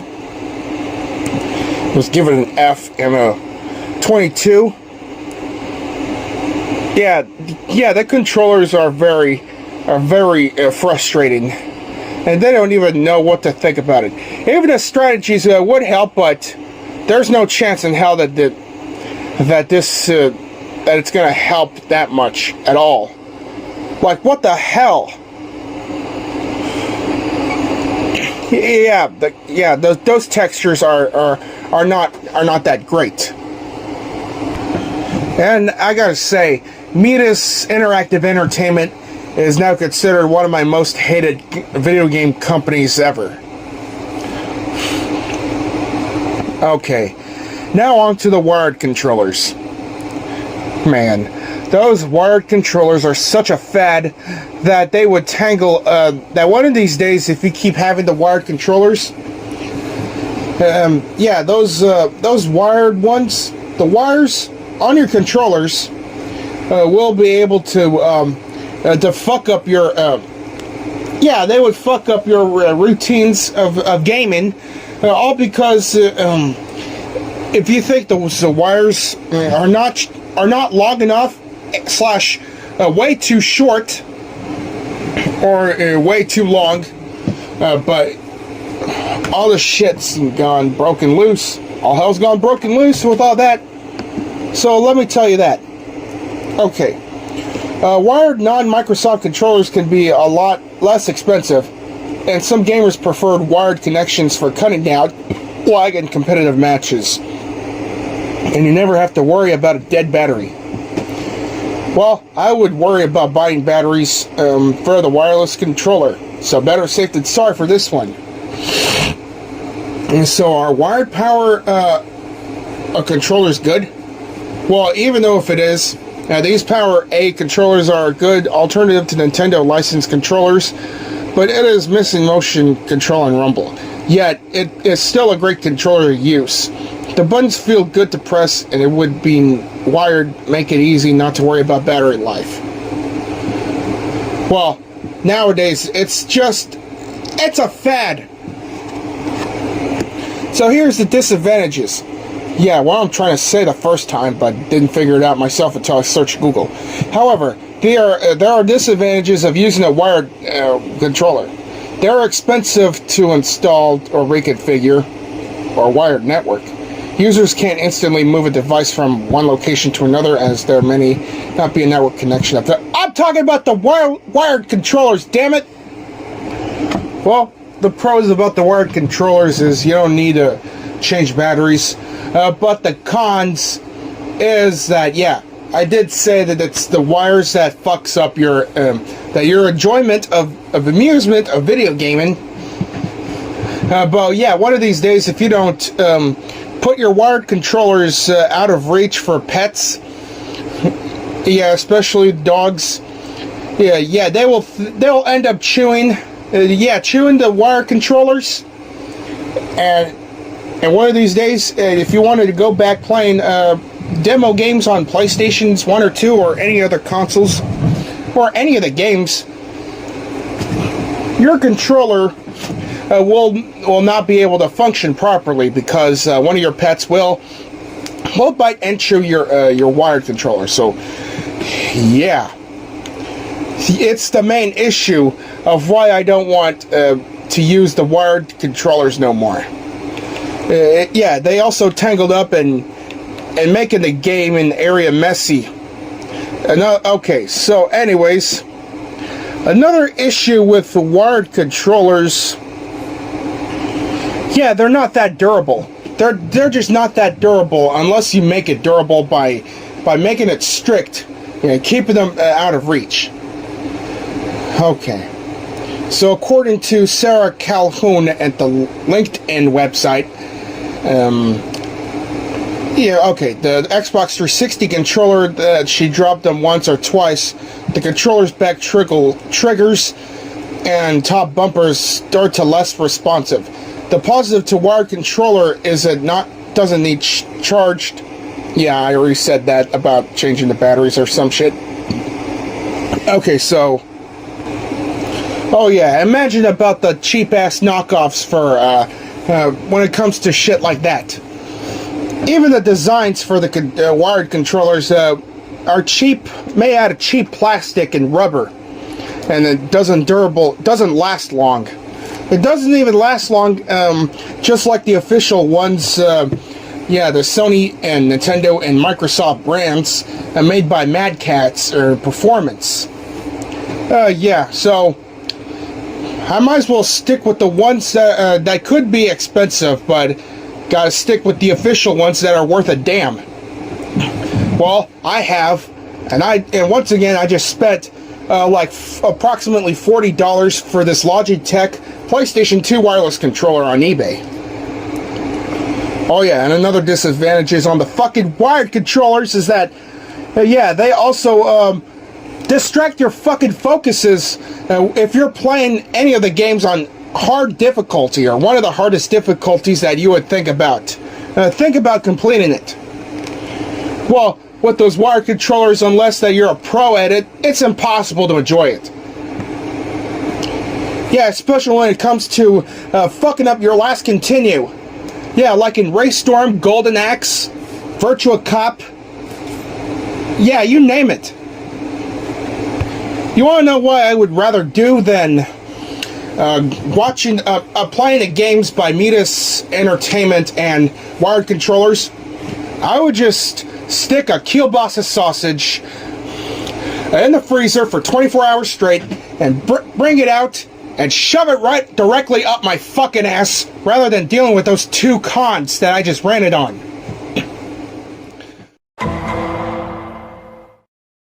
Midas Games is the most piece of garbage video game I have ever heard, and the wired controllers could be the reason why we get distracted from focusing on our gameplays. What does Midas Games think they are? The new era of laughing joking numbnuts, and the wired controllers? Don't even get me started because of how much less enjoyable it is. I don't know what games did Midas Games published, but I did hear it's the worst. And 2 years ago was the last time I had to put up with the wired controllers, and it turned out to be fucking cheap with cheap-ass plastic. I consider Midas and the original controller with a wire are getting on my nerves, and I disapprove them as video game companies and accessories. Midway Games and wireless controllers are better. So in fucking conclusion, peeps, yeah, Midas Entertainment made horrible games. That's not worthy to add it on your PlayStation 2 collection. And as for the wired controllers, I'm glad that I'm not coming back using them no more, because I am now permanently staying on the side of controllers that don't have any fucking wires at all. I may spend a few dollars on AA batteries, but better safe than fucking sorry. As long as it comes with the receiver. So yeah.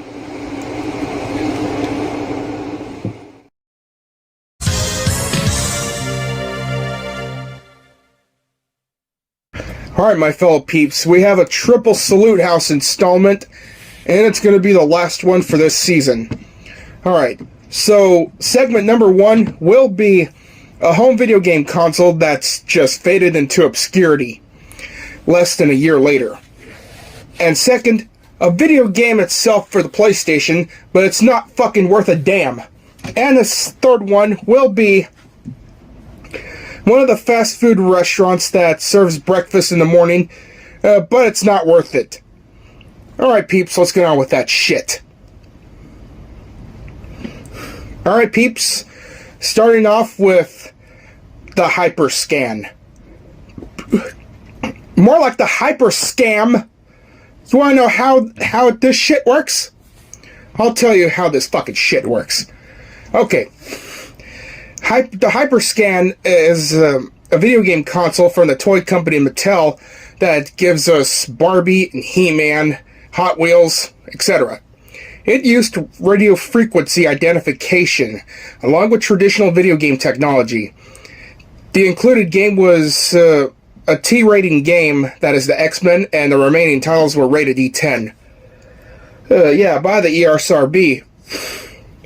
The console used UDF format CD-ROMs, and Hyperscan has two control ports. Yeah, two controller ports, as well as 13.56 megahertz RFID scanner that reads and writes to the cards, which in turn to activate features and save data from the game. Yeah, talk about another memory card, but it's just an absurd kind of a memory card. Okay, the players are able to enhance the abilities of their characters by scanning cards. The games retailed for $19.99, and the console itself for $69.99 at launch. But at the end of its very short lifespan, prices of the system were down to $10. The games only $2, and the booster packs are 99 cents each, and plus tax.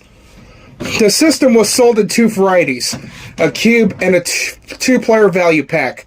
The cube box version was the version sold in stores. It includes the system, controller, an X-Men game disc, 6 X-Men cards.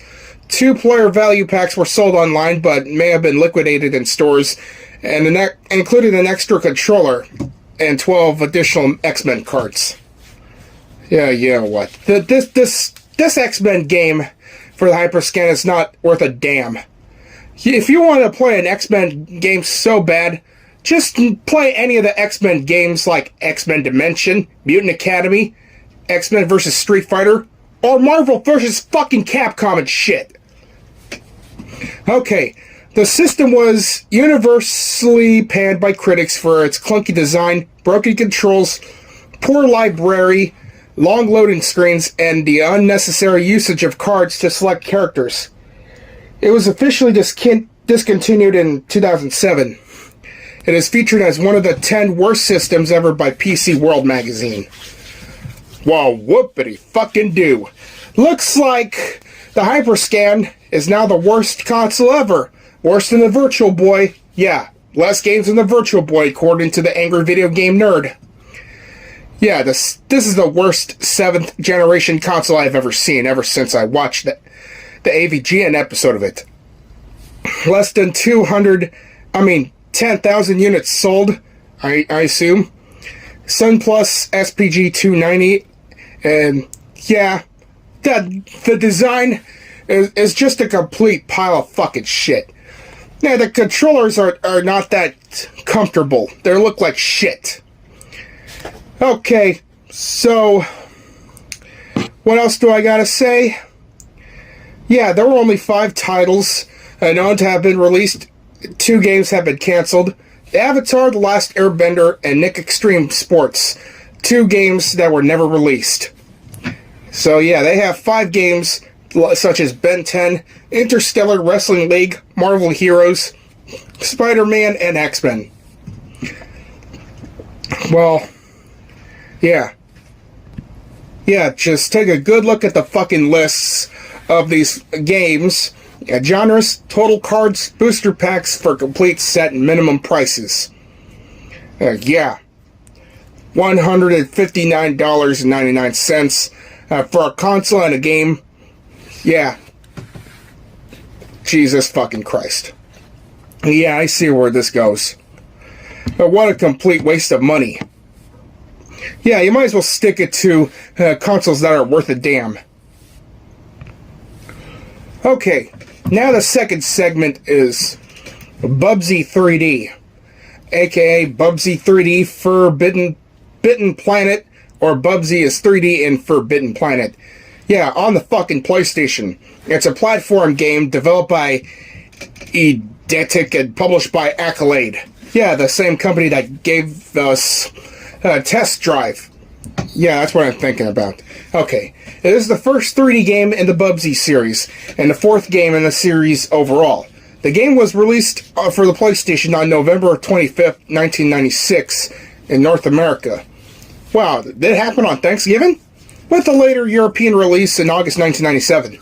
Bubsy 3D follows the series of titular character, an orange bobcat named Bubsy, who travels to planet Rayon to stop the alien Woolies and return safely to Earth.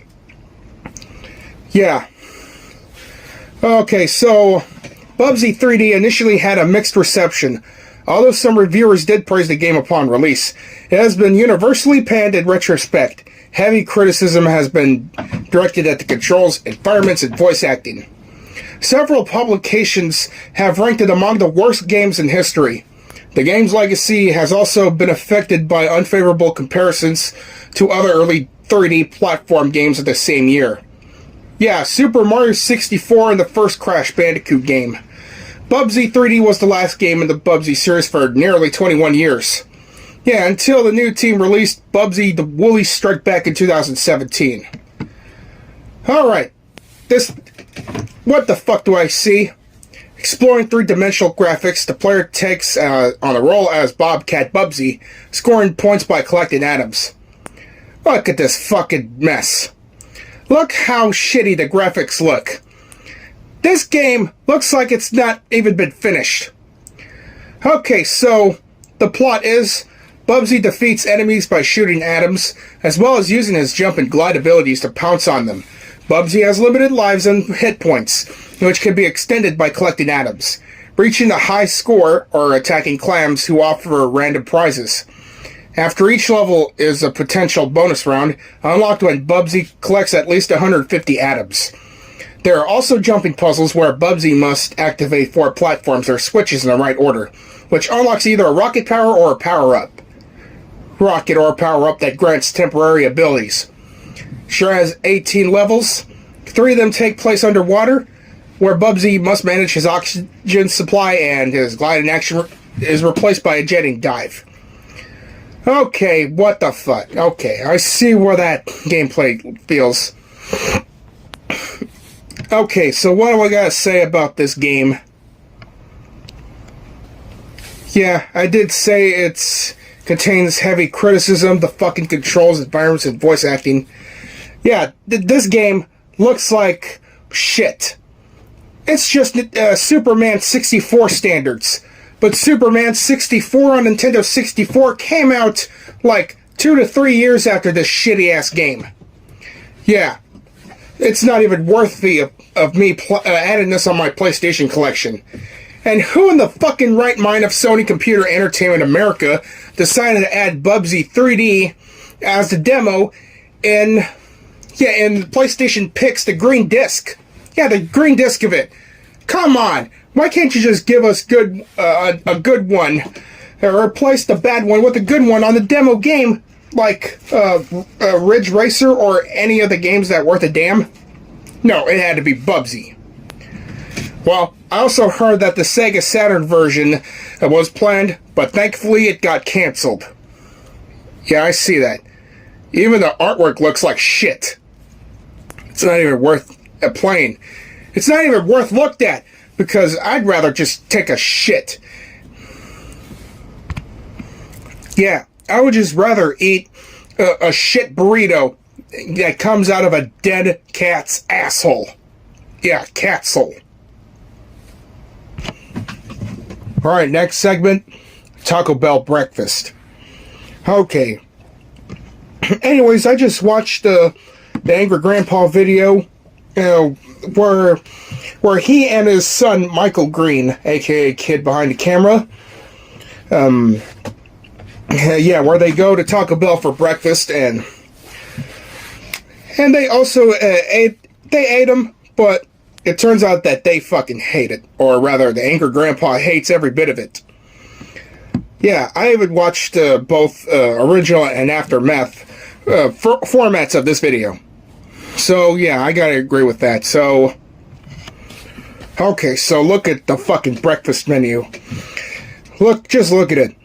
The waffle tacoed AM crunch wrap, Cinnabon Delights, sausage flatbread melt steak and egg burrito, breakfast burrito, bacon sausage AM grilled taco, hash brown, hot coffee, and Tropicana orange juice. Well, yeah, let's just discuss some of them. Alright, according to the GQ website that I'm at, the Tropicana orange juice, and it says, seriously, who are we kidding? Orange juice isn't healthy. Hell, it's barely made of oranges. Alright, the waffle taco. Now we're talking. We're disappointed that syrup comes on the side instead of being baked right into the batter like those bewitching black magic McGriddles. And conveniently, that syrup probably doesn't come baked into the calorie count either. Yeah, it has less flavors and sure does taste like shit, right? And the Cinnabon Delights, you could argue these should be lower, since they're the emptiest of empty calories. But hopefully no one's getting 12 of these puppies at once, except on a dare. Hell, if anyone's settling for just 2, though. Yeah, I'm reading off this fucking GQ website, so yeah, call me a cheater, but yeah, I'm always rushed up all the time. Alright, the AM Crunch Wrap. That is the most caloric thing on the menu. Isn't horrendous, though one of these ain't exactly a Denny's triple play in terms of substance. Now if you want to put together a Taco Bell breakfast platter, now we're in epic mealtime territory. 100 Cinnabon Delight challenge, anyone? Well, yeah, speaking of the AM Crunch Wrap, the Angry Grandpa just claimed that it tastes like a fucking diaper. An AM Crunch Wrap, yeah, tastes like a baby's diaper. God damn. Yeah, tastes like shit. Looks like a fucking diaper. Looks like a diaper. It smells like a diaper. It does taste like a fucking diaper. A shit-infested diaper, alongside with piss. You know what? In my opinion, peeps, Taco Bell has came up one of the most repulsive breakfast deals I have ever heard since I first time looked at it and watched the Angry Grandpa video of it.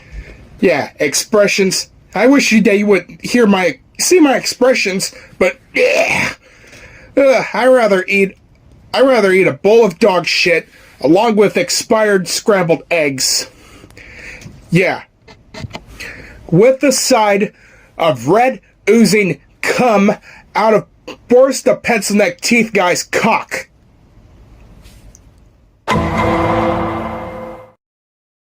The Hyperscan game console is such a horrid 7th generation console. Bubsy sure is a video game mascot, but he's not worthy for it. And I even took my daughters to Taco Bell for breakfast, and guess what? My daughters and I hate it so fucking much. Why would I want to spend a few pounds on this console that has less games than the Virtual Boy have? It's a piece of garbage with cards that's a bad usages for memory cards. Thank God that I never played any of the Bubsy games, or Bubsy 3D, or even go out with Bubsy himself, because he's a flop of a video gaming mascot. But I am happy that I still have Doraemon. Why did I bother go to Taco Bell in the morning? Their breakfast deals ain't shit. It may look good, but the taste is awful. Not even a fucking syrup helps with them at all. I fucking hate the Crunch wrap because it tasted like a baby's shit-infested diaper. We'd rather wait until at least the middle of the fucking afternoon, man. So in conclusion, do not bother with Mattel Hyperscam. Yeah, I said Hyperscam instead of Hyperscan. Because this game console is not worth it. And as for Bubsy 3D, yeah, don't even bother playing that fucking game either. Do not even play the demo of Bubsy 3D on the PlayStation Pix green disc. And as for Taco Bell breakfast, I'd rather stick to the better ones from Denny's, McDonald's, and Burger King, rather than stick in the breakfast ones. And I'd rather save my Taco Bell time for lunch and dinner, rather than the breakfast shit. Yeah, sorry I had to hear that. It's fucking windy in my area.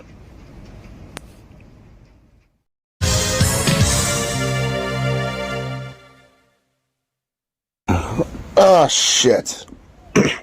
The screens of death are so obnoxious.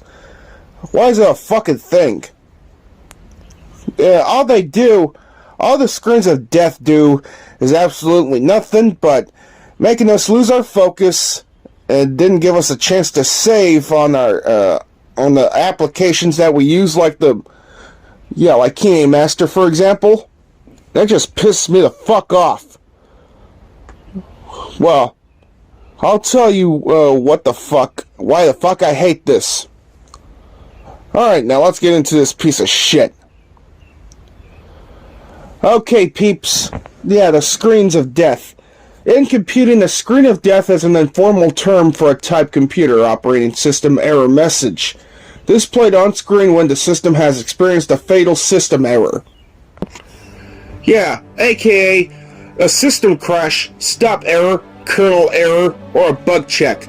It'll occur on when an operating system halts because it reached a condition where it can no longer operate safely, where critical data could be lost or the system damaged in other ways. Or even worse, the fucking memories would corrupt, and there's nothing that you could fucking do about it unless you come up with something. Unless you got a lot of luck to fix the fucking memory. Computer users have dubbed these messages screens of death because they typically result in an unsaved work being lost and often indicate serious problems with the system's hardware or software. Is there ever such a fucking thing as a mediumware? These error screens are usually the result of kernel panic, although the terms are frequently used interchangeably.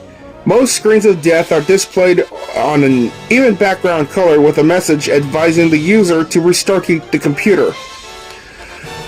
Alright, the notable screens of death. The blue screen of death, also called the BSOD or stop error, is a common name for a screen displayed by the Microsoft Windows operating system when a critical system error occurs. By far, this is the most famous screen of death. Well, it sure is useful, just to make a meme out of this motherfucker. But, common sense, this is really fucking annoying. It cost us hundreds of dollars to get it fixed. The black screens of death are used by several systems. One is a failure mode of Windows 3.x. One appears when the bootloader for Windows Vista and later fails. Also in Windows 11, previews the blue screen of death was changed to black. The orange screen of death is an orange screen that appears when the GPU or the other hardware components encounter fatal error. Some had this issue with BitLocker, while others experienced it while using an external monitor. And the green screen of death is the green screen that appears on the TiVo with a message that includes the words that the DVR has detected a serious problem and is now attempting to fix it, or a severe error has occurred. Its appearance often means that the hard drive is corrupted and will attempt to clean up, check and or repair the TiVo media file system. A blue screen of death on the Windows Insider build appears as green instead of blue, starting with the build 14997. A green screen of death also appears on the Xbox One and the PlayStation 5. Whoa, what the fuck? Alright, the purple screen of death is used by VMware ESXi, a server virtualization product by VMware Incorporated. It is displayed for an event of fatal kernel error. The screen provides error codes that can be used for debugging purposes. 4 red screens of death are used by different systems. One appears in early beta versions of Windows Vista, but it later became a black screen. Another appeared in Windows 98 beta builds and is caused by Advanced Configuration and Power Interface, or ACPI for short. It also appears on the Atari Jaguar system if there is a loading cartridge error or a pirated cartridge is detected. They're marked by the sound of a roaring jaguar and a red Atari Jaguar logo on a screen that changes color from black to red. Yeah, that also happened on the fucking Atari Jaguar CD. And I also remember that the Angry Video Game Nerd episode of the Atari Jaguar CD, where the nerd tried to review the games, exclusively for the Atari Jaguar CD, but the red screen occurs, and they try to deep clean it, but none of this fucking shit works. Well, it's a good thing that James Rolfe got the Atari Jaguar CD, another one, and this time it's working as hell. Okay, and the last one is the PlayStation 2's red screen of death. It is very similar to the PS2 startup screen, except for after startup, a red screen appears with a message saying, "Please insert a PlayStation or PlayStation 2 format discs." Ah, shit! It happened the same thing on the original PlayStation console. Yeah, like both fucking models. Please insert a PlayStation disc. Yeah, and the 2000 model. Yeah, the real green screen of death is right there. The sound at the start of the red screen is actually low-pitched version of PlayStation 2 menu screen with creepy whistle, and then the ambient sounds like the menu. This error obtained inserting non-compatible disc/game discs, a PC disc, and later Xbox 360 discs with a new banner. Oh, what the fuck is going on with this world? A white screen of death appears on several other operating systems, content management systems, and BIOSes 1 and iOS 7. And then the screen of death appears while when a white iPhone 5 or later, a white iPod Touch, the 5th generation, is frozen. Oh, this is the most frustrating part. Yeah, if it gets frozen without any fucking notice. Everything on the screen goes white, and the black Apple logo is all that's displayed on the screen. I don't know, what are we supposed to do? Reset while it's occurring? Or we just leave it alone until something good happens? Or something bad fucking happens? Alright, the yellow screen of death occurs when the ASP.NET web app encounters a problem and crashes, and kernel panic is used primarily by Unix and Unix-like operating systems. The Unix equivalent of Microsoft's blue screen of death. It is a routine called when the kernel detects irrecoverable errors in runtime correctness. In other words, when continued operation may risk escalating system instability, and a system reboot is easier than attempted recovery. Sad Mac. Oh my god, Sad Mac, are you fucking serious? It is a symbol used by older generation Apple Macintosh computers, starting with the original Macintosh 128K, to indicate a severe hardware or software problem that prevented startup from occurring successfully. A similar symbol exists for the iPod. A sad tab. A fucking sad tab? Well, that's an icon featuring a frowning folder displayed in a tab in Google Chrome when that tab crashes. Yeah, put it on my tab, alright. Put it in my sad tab, you son of a bitch. Fuck you. Alright, the shit symbol shares the face of the Sad Mac. The bomb icon is a symbol that was displayed when a classic Mac OS program had an application crash. The bomb symbols were also used by the Atari ST line of computers when the system encountered a fatal system error. The number of bombs indicated the exact cause of the error. Well, yeah, that sounds life-threatening, isn't it? Guru Meditation is the name of the error that occurred on early versions of Amiga computers when they crashed. It was also used on the Nintendo DS, most commonly seen when using Homebrew. The top screen was black and the bottom screen was red, with white debug font saying, Guru Meditation Error, Data Abort, with some hex addresses below it. Kernel Debug Land is the name of the kernel debugger uses of Haiku / BOS are dropped into when the kernel crash is experienced. Well, yeah, don't forget about the red ring of death on the fucking Xbox 360. It is a subject to a number of technical problems and failures that can render it unusable. However, many of the issues can be identified by a series of glowing red lights flashing on the face of the console. The three flashing red lights, nicknamed the Red Ring of Death or the RROD, being the most infamous. There are also other issues that arise with the console, such as discs becoming scratched in the drive and breaking of consoles due to dashboard updates. Since its release on November 22, 2005, many articles have appeared in the media portraying Xbox 360's failure rates, with the latest estimate warranty provider SquareTrade to be 23.7% in 2009, and currently the highest estimate being 54.2% by the Game Informer survey. What a complete fucking mess that this turned out to be. I don't know what the fuck to do unless you have a professional in any of the stores to fix it for you. So in conclusion, my fellow peeps, what I should tell you is to go to the fucking mall or go to any places where they fix your consoles, your smartphones, your tablets, your laptops and computers, or anything you own.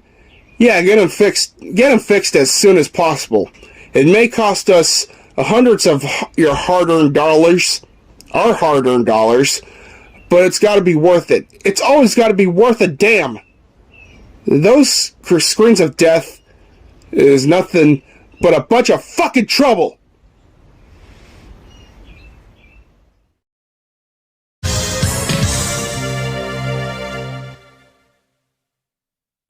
Alright, my fellow peeps, it's the final episode of the 3rd season of this Rant House show. And so, we're going to rant on, one of the biggest hit franchises that spawned a fighting game, and it turned out to be a shit show. Yep, I'm talking about Star Wars, Masters of Teras Kasai. More like Shit Wars, Masturbators of Teras Kasai. Wanna know why I fucking said that? Well, let's go take a fucking look to see if this game really does suck. Okay, so Star Wars is a franchise that had video games. Video games spawned right after the films. They were like it just happened like every genres, like in racing, simulation, vehicular combat with Star Wars Demolition, first person and third person shooters, educational, racing, and oh yeah, don't forget about Lego Star Wars. They were the shit. So how come there were no fighting games for Star Wars before? Well, actually there is one, but like the Angry Video Game Nerd said, they fucked it up. It is a fighting game developed and published by LucasArts, which was released for the PlayStation back in 1997.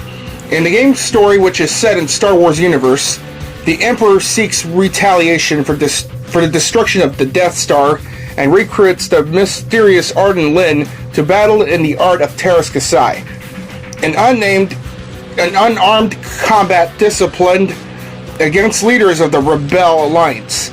The game features Star Wars Legends characters, including the Emperor's hand-turned Jedi Mara Jade. Okay, so the development for Masters of Teras Kasai was handled Internally at LucasArts, it was both the first fighting game and the first PlayStation title for the company, which represented challenges, industrial light and magic, assisted with motion capture, used for character animations, while spirits were high during the development and promotion of Teras Kasai, Masters of Teras Kasai, I mean. The game was met with underwhelming reviews. Criticisms were directed at the sluggish movement of the characters and unbalanced moves, though the basic concept combining weapons based on the hand-to-hand combat was praised. Well, you really think that that this game is the first PlayStation title?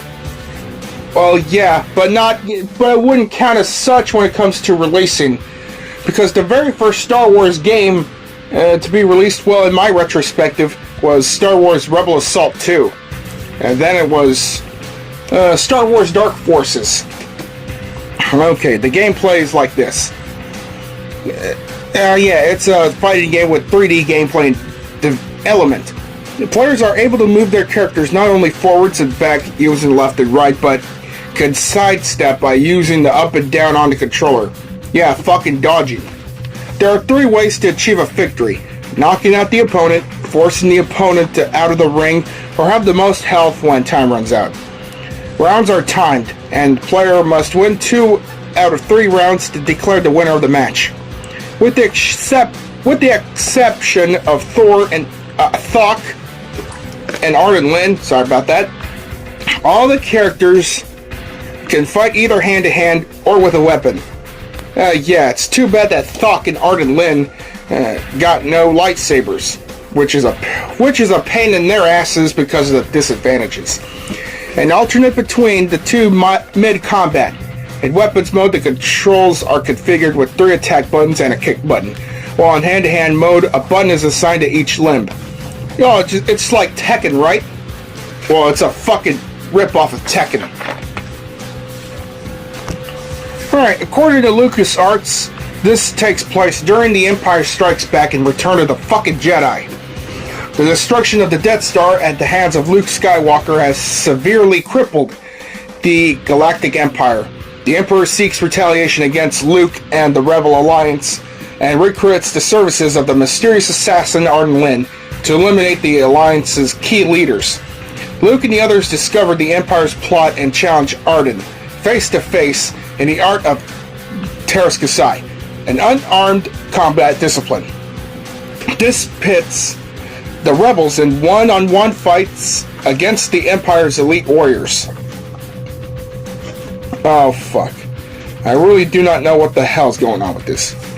So, there are unlockable characters, which is good to think about, such as Darth Vader, Stormtrooper, Princess Leia, Mara Jade, and Jodo Kast.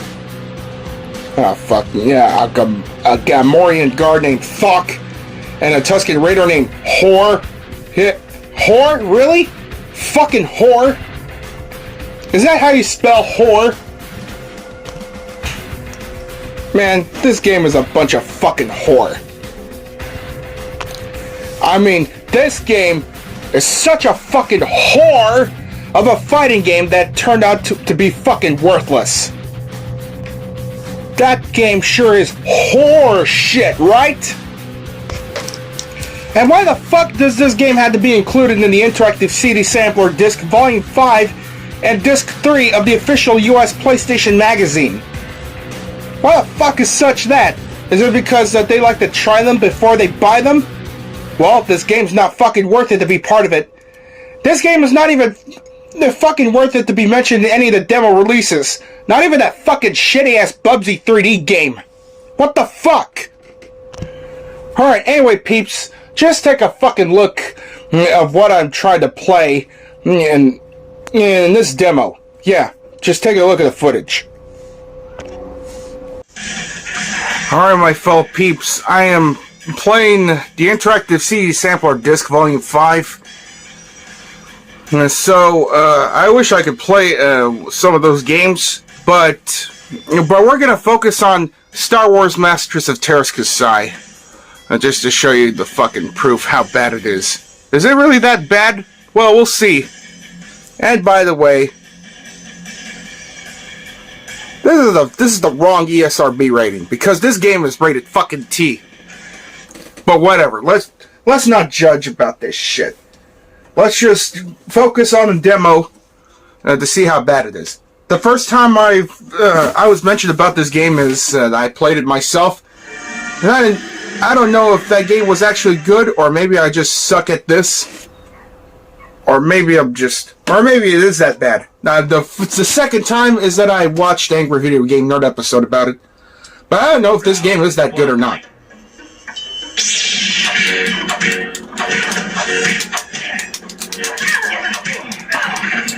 Okay, I see where this goes. All you gotta do is just mash the fucking buttons or so. What the fuck kind of control is this?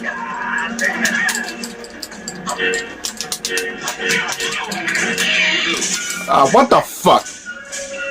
Round two, fight.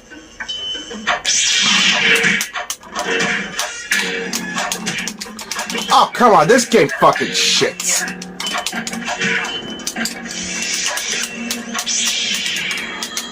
What the fuck?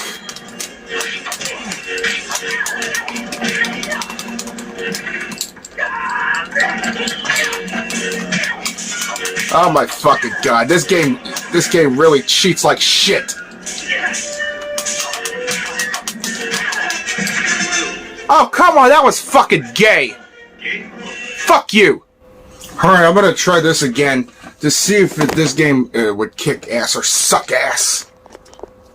Like a big fat fucking shit ass.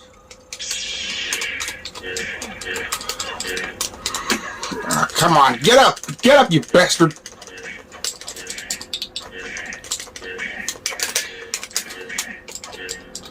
Oh yeah, the lightsabers look like fucking cheap ass plastic batons. Oh, come on, you fucking son of a bitch! I'll fuck you.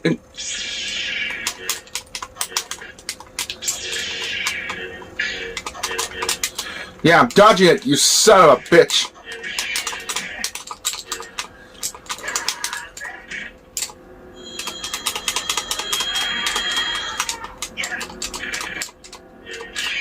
Cheating ass motherfucker! You fucking son of a bitch, I'll fuck you! Ah, fuck you! Yeah, look at the reception scores according to Wikipedia. Game rankings, 53% out of 100. And GameSpot, 4.4 out of 10. IGN, 4 out of 10. And Next Generation, 2 stars out of 5. I don't know why would some companies decide to give it a high score rating, like GameZilla give it an 84 out of 100, and Electronic Gaming Monthly is 6.75 out of 10. I don't know what the hell's up with that. So according to Jeff Gerstmann from GameSpot, felt that the game played it like it was stuck in slow motion. He cited sluggish movement, uninteresting combos, and overpowered force moves as weak points of the game. Adam Douglas of IGN similarly found the characters move too slowly. I ended up mashing the buttons more than one time, hoping the harder I pressed, the quickly they respond. No such luck. Oh, fuck. So I don't know what to say. Except for this. This game is the very worst Star Wars game that I have ever played, and it sure is the worst debut of a fighting game that it was released. This is just as bad as Star Wars, the Japanese version of Star Wars on the fucking Famicom. Shit. I do not know if the Star Wars fans would find this game interesting. You know what? Probably not. I would rather have my hand sliced off by Darth Vader. Or maybe not, because the lightsaber of his is fucking made of cheap-ass plastic. So, because of that, I would rather get lynched to near death by Darth Vader with his choking powers, and Emperor Palpatine with his electrocution, while Anakin Skywalker tries to fuck me in the ass with his cheap-ass plastic lightsaber. And it's just a It's just nothing but a poopy diarrhea doo-doo ass shit. So in conclusion, my fellow peeps, may the Force fuck with you if you ever purchase this game on your PlayStation collection. So, if you wanted to play a good Star Wars game that fucking bad, I recommend playing Star Wars, Lego Star Wars, or any of the good Star Wars that are worth a damn. Yeah, especially that fighting game on the Wii, Battlefront, etc. Results may vary in y'all's opinions. So that, my fellow peeps, comes to the end of the Rant House show. Just for the 3rd season. So I'd like to thank y'all, my fellow peeps, for sending me requests, and I do apologize for dismissing them without any notice most times. But yeah, it's better than nothing, I guess. So yeah, thanks for your reactions through the comments, thanks for the requests, and thanks for y'all's support. Couldn't have done that shit without y'all. Until the next season comes by, my fellow peeps, this is Mason Velez signing off. Thanks for watching.